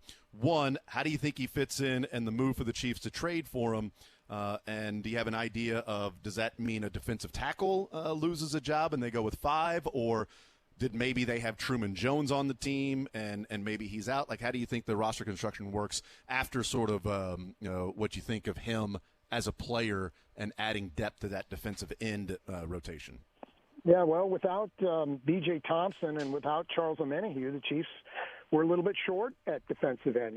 They do have, obviously, Karlaftis and Dana as starters, and Felix and Malik Herring as backups. But the Chiefs were a little bit short there and felt a little uncomfortable with that arrangement. I don't know that Thomas is going to play a lot, at least initially. I kind of see him as being a 5th defensive end, so maybe he's not even active on game days. But they felt more comfortable having another body around that they liked. So and he was a 3rd-round draft pick a couple of years ago with Arizona. Yeah. So. They're getting, in that sense, the Chiefs are getting pretty good value. And as far as who he replaces, I don't think Truman Jones was going to make the team. I think they look at him again as more of a developmental guy still, even in his 2nd year, that I think he'll be on the practice squad. Truman Jones, that's my sense right now. So who goes? I had them keeping 6 defensive tackles, and I think Matt Dickerson was the 6th on my list. So I'm going to let go of Matt Dickerson. I feel like that's the guy who probably goes to make room for Cam Thomas. I went the same route in defensive tackle, but I went off the board a little bit. I switched it out for Derek Nottie and had Nottie not making the team because they like Pennell, they like Farrell. We know they like Dickerson, so if Nottie, Farrell, and Pennell are on the team, it's sort of guys that do some of the same things. Nottie didn't play well last year, and he's been injured. So that would be a surprise cut, certainly, if that was the case. But I was just going by, I know they like Dickerson, and if Farrell and Pennell can do the things that Nottie does, and Farrell's younger, and Pennell played really good football in the playoffs last year, I wonder if at that point they just say, it's time to move on from Derek Nottie. Well, that could be. Here's the thing. I think there's a chance you can get Matt Dickerson onto the practice squad if that's what you want to do. Yeah, I don't know about the Derek Nottie in that regard, so we'll see. But, hey, I'm not saying you're wrong. Yeah, no, I have no idea. I'm just trying to – we're all coming up with a 53-man roster. I didn't have Chris Roland Wallace on it. Sterling had one of his versions had Chris Roland Wallace on it. Blind squirrel and everything like that. Hey, come on now. I told you. I tried to tell everyone – Christian Roland Wallace was making the roster. No one believed me. They called me a crazy man. Well, you didn't say he was making the roster. You said, I like him, and there's something about him. I said he is making he's my wild card. The wild card is different than he's making the roster. I said there's always a guy that no one expects to make the Chiefs roster that makes it. I go, it's Christian Roland Wallace. And you picked Roland Wallace. I picked Ethan Driscoll. When you pick 259 versions of a 53-man roster, it's pretty easy to have Teicher, I had 2. Teicher, I had 2. Teicher, I had 2, okay? Everyone's all... Jason is over here giving me a hard time. Now Adam from the top rope trying to take me down. I love it.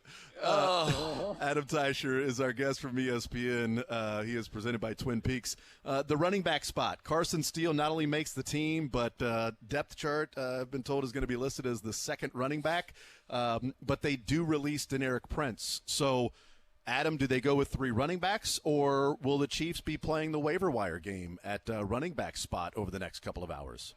Yeah, well, they could be, but Clyde Edwards-Helaire has been at practice the last couple of days. That's, I think you'd probably say, progress from where he was. So maybe they feel a little bit better there, and they can always keep Prince around on the practice squad.